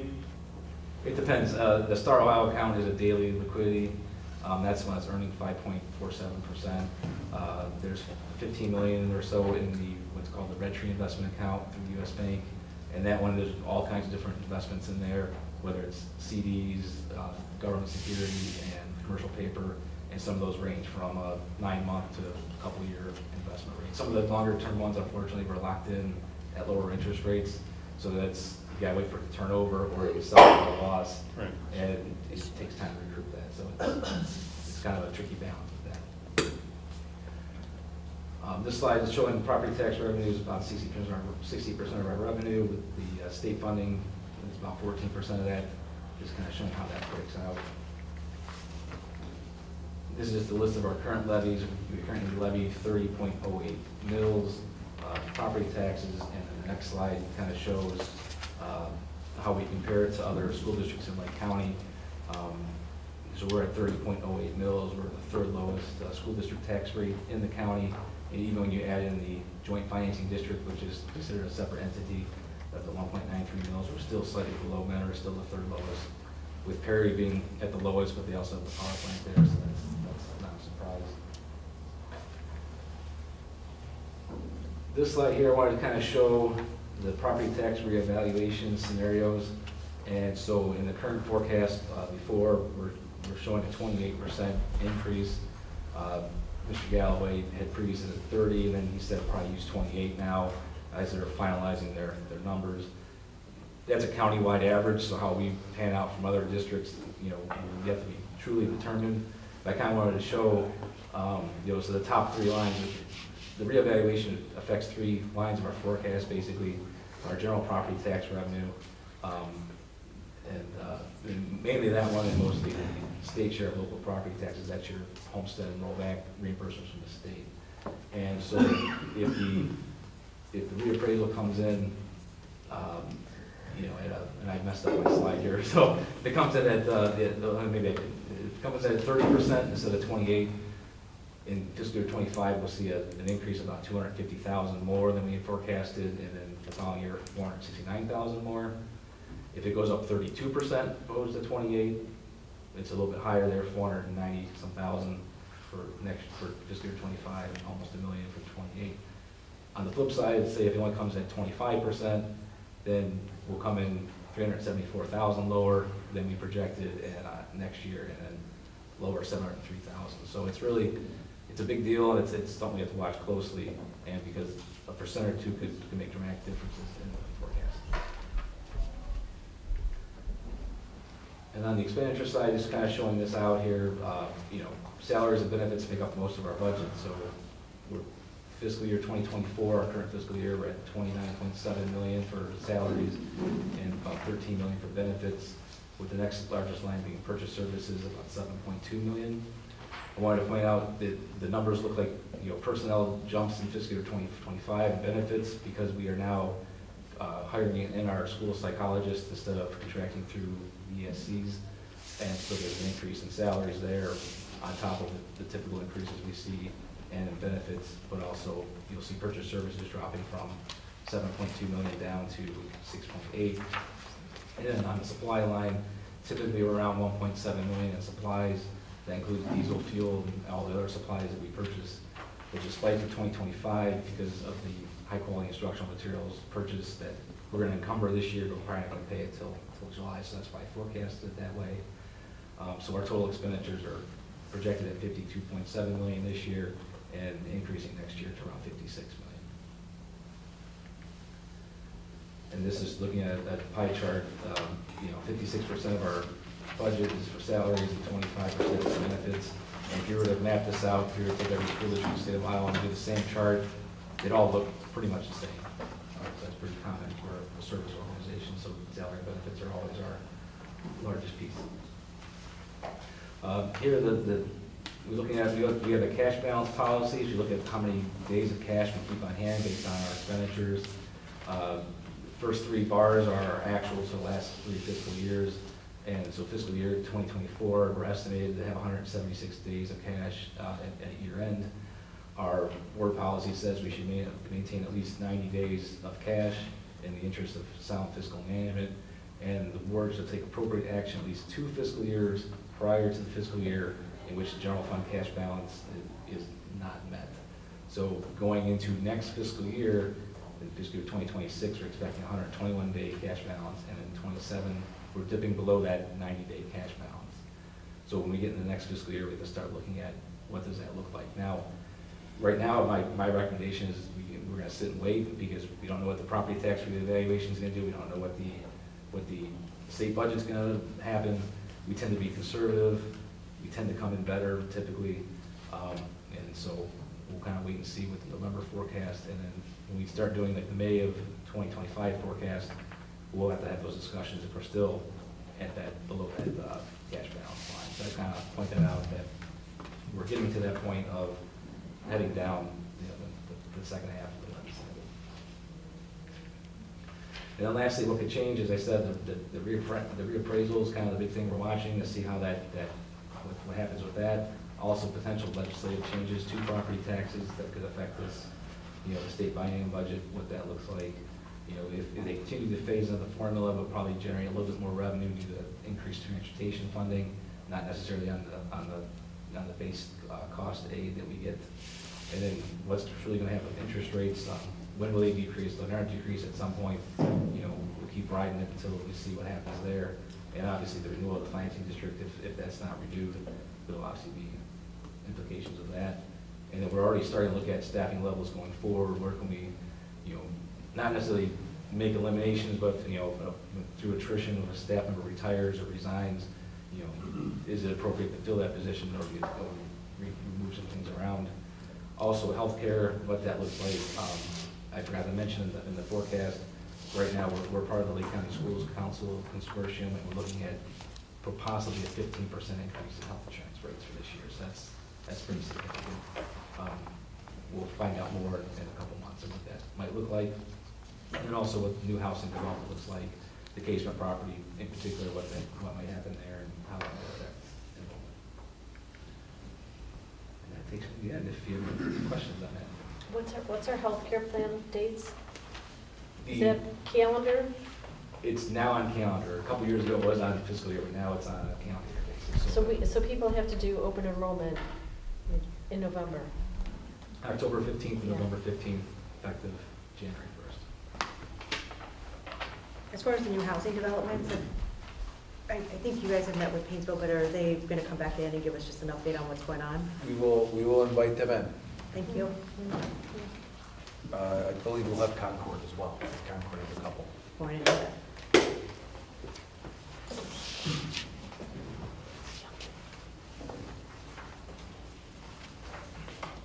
Thank you. Thanks. It was riveting. All right, that brings us to public participation. Anyone wishing to address the Board of Education will be recognized by the board president. Speakers are requested to speak from the podium, identify themselves and their topic, and comments are limited to 3 minutes.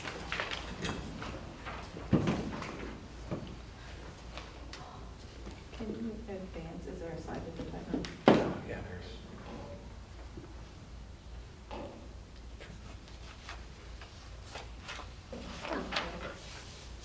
Thank you. Any public participation? Yes. Can you come down to the podium, please? Thank you.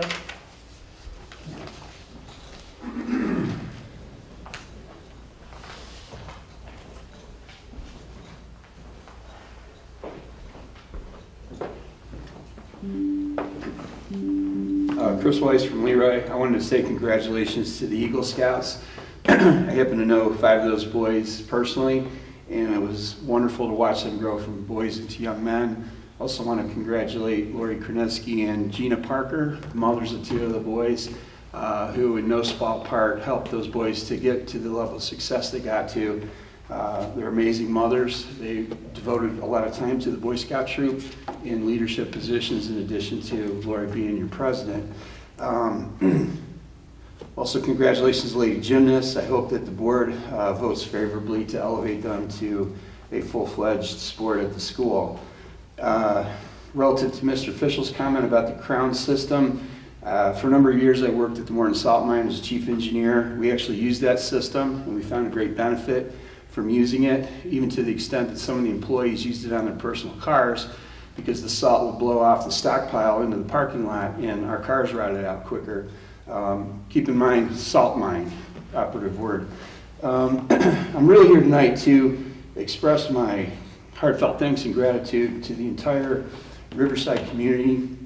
They say it takes a village to raise a child, and on behalf of my son Ben, who's graduating this year, I want to thank Dr. Rattino, Mr. Hall, all the teachers, faculty, staff, coaches, janitors, the board, all of you, especially Mrs. Lucas, AP English Lit, Mrs. Hari, AP Physics, Mrs. Cavell, AP Psych, Mr. Huffman, AP Statistics, Mrs. McIntyre, Leadership, Bill Ross in Business, and Mrs. Sherwood, who advised my son for 2 years in National Honor Society. I especially want to thank you, ladies and gentlemen, for not allowing my son to get senioritis. He actually finished his final grading period with 5 A's and 2 B's. I asked Ben who his favorite teacher was. He said Mr. Buffard was one of his top favorites, but he couldn't name just one. In his history class, I asked him what his best moment as a high school student. He said the night we beat Menor in football. Anyway, sorry about that. I wanted to extend my gratitude to Coach Boris, who took my son under his wing, made him the starting left guard. Ben's biggest worry about that position was that he might allow Mikey Maloney to get sacked. He always prayed before going to a game that that wouldn't happen. I want to thank the ladies and staff members who did the military day and the military signing day. Ben's going to matriculate to the Ohio State University by way of the installation formerly known as Fort Benning and Infantry Basic Training. He'll be studying civil engineering, and he hopes to one day join the Special Forces and run for county engineer as he's going to be studying civil engineering. So once again, thank you all. I mean, you died.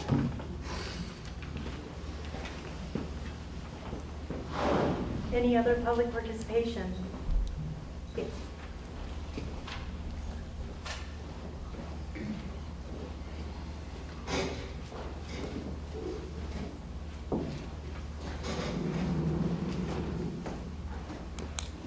This is new.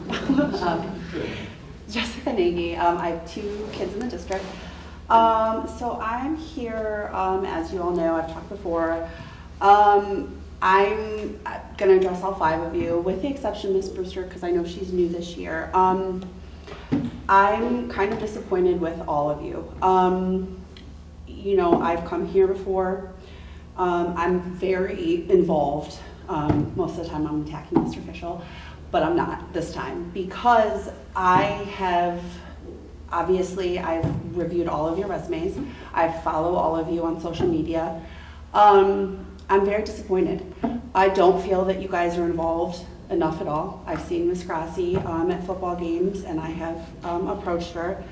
You know, I sit and I watch you guys, whether it's on YouTube or I come, and all I see is you guys reading bullet points. I don't see you guys involved. I don't see you guys showing up. I don't see you sharing all the wonderful things that are going on in the community on your social media, and other boards do that.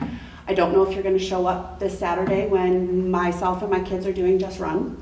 Other board members from other schools show up at Fairport and they're cheering on their schools. I don't see you guys out in the community, none of you.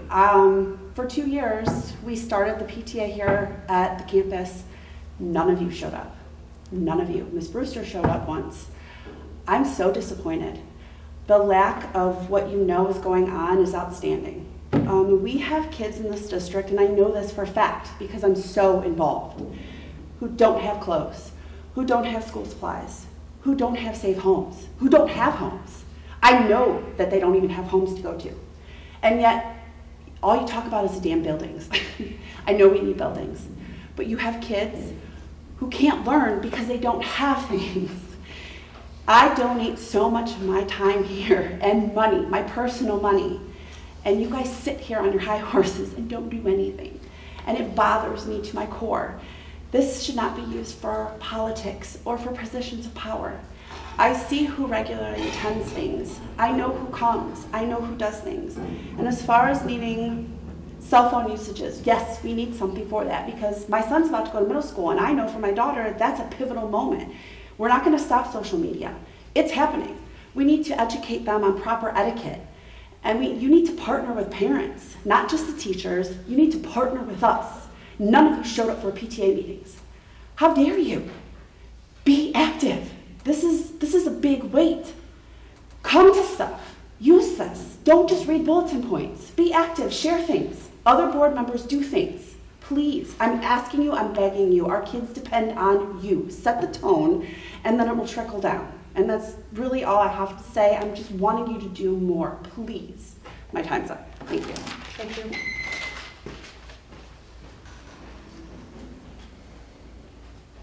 Any other public participation? All right, that brings us to tonight's consent agenda. We begin with finance and audit. Motion to approve the items on the finance and audit consent agenda, items A through O. Thank you. Is there any discussion? I would like to point out the donations. We have $61,926.21 from RLEF to the various scholarships in the 007 fund. Just so everyone is aware, RLEF, we have decided as an organization to sunset that foundation. So the money has been transferred over to Riverside, so that the scholarships that we have created, including the 2 scholarships that I created for the school district, have been moved over so that Riverside can manage them still, so our students still get all the benefits of those. So that's one of the donations that moved over. And then $450 from an anonymous donor to the student meal accounts at Melridge. Those were donations this month. If there's no further discussion, can you call the roll, please? Lori Kniske. Aye. Linda Grassi. Aye. Denise Brewster. Aye. Scott Fishel. Aye. Jennifer Harden. Aye. Motion carried. Motion to approve the item Q, the resolution to proceed for the financing district, resolution requesting the taxing authority of the Lake County School Financing District to submit the question of the renewal of an existing 4.9 mil tax levy for the purpose of the current expenses of the Lake County School Financing District to the electors of that district pursuant to section 5705.215 of the revised code. If we can have a second, please. I'll second. Thank you. Is there any discussion? If not, call the roll, please. Linda Grassi. Aye. Denise Brewster. Aye. Scott Fishel. Aye. Jennifer Harden. Aye. Lori Kniske. Aye. Motion carried. That brings us to the consent agenda for personnel. Motion to approve the items listed on the personnel consent agenda, items A through X. Holy moly. If I can have a second, please. I'll second. Yeah. Is there any discussion? Just want to congratulate our people that are here in the audience who are moving on to new positions. Super exciting stuff. All right. Call the roll. If there's no more discussion, call the roll, please. Denise Brewster. Aye. Scott Fishel. Aye. Jennifer Harden. Aye. Lori Kniske. Aye. Linda Grassi. Aye. Motion carried. If I could, a couple, Caitlin Collier's here. She is our new director, our student service supervisor. So we're really excited to have her. Congratulations. Enjoy. We know how that works out. Congratulations. Boarding up the door that goes between the offices. Yeah, as well as there is Jeff Eccles, a longtime social studies teacher who has chosen to join the administrative ranks as the high school assistant principal, and Jeremy Ishmael, who's our new head football coach. So both of them not here, but we're excited to have them on board. As well as the other 27 items that were on there.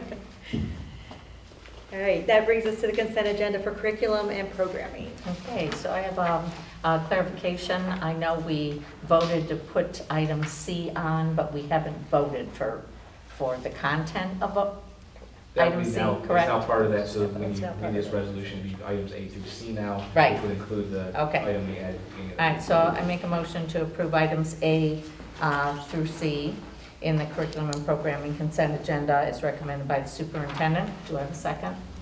Second. Okay. Any discussion? This does include the class of 24. Yeah. So we're excited. Yeah, I'm very proud to say that I'm looking so forward to graduation. I attended as a grandparent several years ago, but this time it'll be different watching the graduating class of 2024. And definitely have achieved a lot this year. Very proud of them. All right, so without any further discussion, Mr. Placco, could you please call the roll? Scott Fishel. Aye. Jennifer Harden. Aye. Lori Kniske. Aye. Linda Grassi. Aye. Denise Brewster. Aye. Motion carried. That brings us to the consent agenda for buildings and grounds and operations. Make a motion to approve the items listed on the Buildings and Grounds Operations consent agenda as recommended by the superintendent. Items A through I. Can I have a second? I'll second. Any discussion? Hearing none, could you please call the roll? Jennifer Harden. Aye. Lori Kniske. Aye. Linda Grassi. Aye. Denise Brewster. Aye. Scott Fishel. Aye.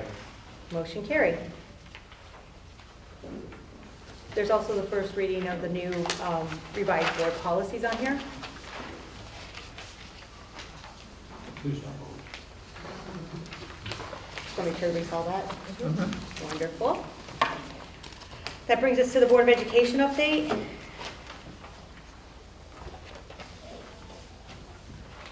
much. We'll just see you guys all next Friday for graduation. It's exciting. Or Saturday or Sunday. No. Why do you No. say something like that? Seriously. Take that back. Wow. Lord. I think that was it with no. I know, sorry. Yeah, stop that. Yeah. Can we say something at this point? Okay. I just wanted to say that it's been a busy month for me. I'm still getting around to better know the particulars in the district. And I wanted to thank the board for allowing me to attend the Board Leadership Institute in Columbus for 2 days. And it was great to network with a lot of board members around the state, whether they've been there for a dozen years or they're brand new. It was good to have discussions, and they did a great job doing different sessions. And the one in particular on creating a culture of career focus, it was another school district that had received a similar grant to ours. It was just interesting to hear what they're doing. They didn't receive as much, it's a much smaller district, but they did get a visit by the governor, so maybe we'll get one in the future. But the fact is that we are way ahead of the game as far as what's going on with the Department of Education and Workforce. And I was very proud to know, wow, we're on this and we're way ahead. So thank you, Dr. Walker, for all that. And I also had an opportunity to meet with Rich Arlesic, who's not here tonight, to tour the Concord School Maintenance Facility. I wanted to see it in that form because I had taught there many, many years ago. And I was impressed at how organized and efficient the staff was and utilizing this older building. And they do a lot for our schools, especially fabricating things because things are old and they have to make it work somehow. I also got a chance to meet with our treasurer, Gary Platko, to go over some questions I had about finances and review a couple of the presentations I heard. One was on legal updates and whether we would benefit from that, and the other one was another treasurer and just asking some questions to see how that affects our school budgets. So it was really good. And lastly, I am also helping the Alumni Association with their golf outing coming up at the Paintsville Country Club. It's June 8th, as you mentioned. Yes, we need more golf teams. I heard the superintendent has a dream team here. Well, it's actually Dr. Bassett's dream team. I'm just a member. Oh, you're okay. Just like Mr. Arlesic, Okay. our member of the Hall of Fame dream team. Yeah, but I went out and I got some more donations, and we're hoping to see some students participate, which would give them a reduced cost to participate because of the donations. And then also, this money goes for scholarships, so it'll benefit students down the road. Okay. You taught at Concord School? I taught at Concord School. Yeah, 4th grade. So for the record. I had my own little entrance. Not going for the long drive contest anymore, it's a short drive. It looked a little different. It's just a wow for me.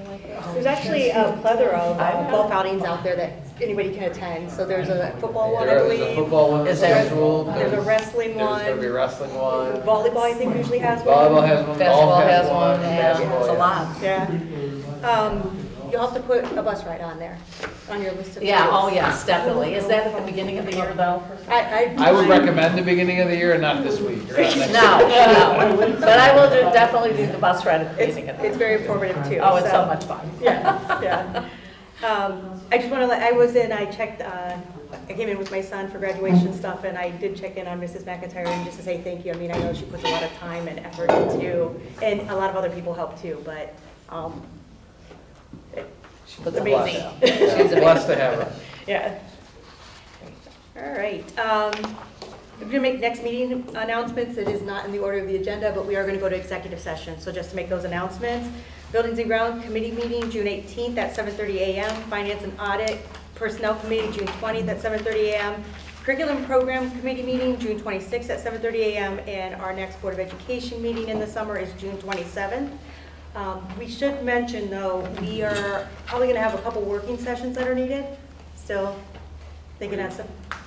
Yeah, we will add those in probably more in July, and also we may have to move meeting locations because of construction right out here. So we will post signs and everything else as we get involved, and most likely will be these signs. Okay.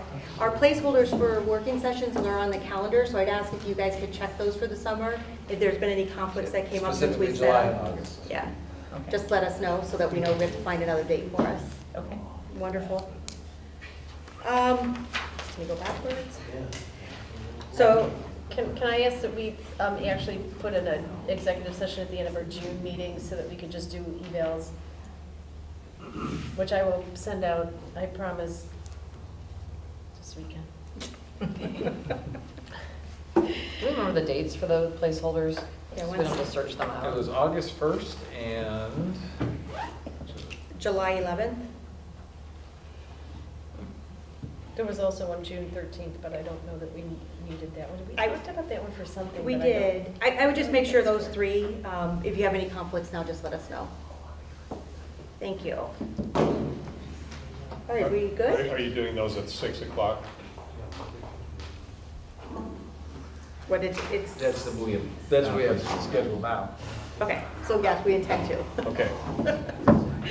All right, so be it resolved that the Riverside Local School District Board of Education hereby adjourns to executive session at 8:05 PM to discuss economic development, pending litigation, personnel matters relating to the employment of public officials, compensation, and discipline, and Riverside Local School District Board of Education hereby designate all matters discussed in this executive session as strictly confidential and finds that this designation is warranted because of the status of this matter and the need to preserve confidentiality to properly conduct the business of the Board of Education. A second. Thank you. And Mr. Platteville, roll. Lori Koniski. Aye. Linda Grassi. Aye. Denise Brewster. Aye. Scott Fishel. Aye. Jennifer Hart. Aye. Motion carried.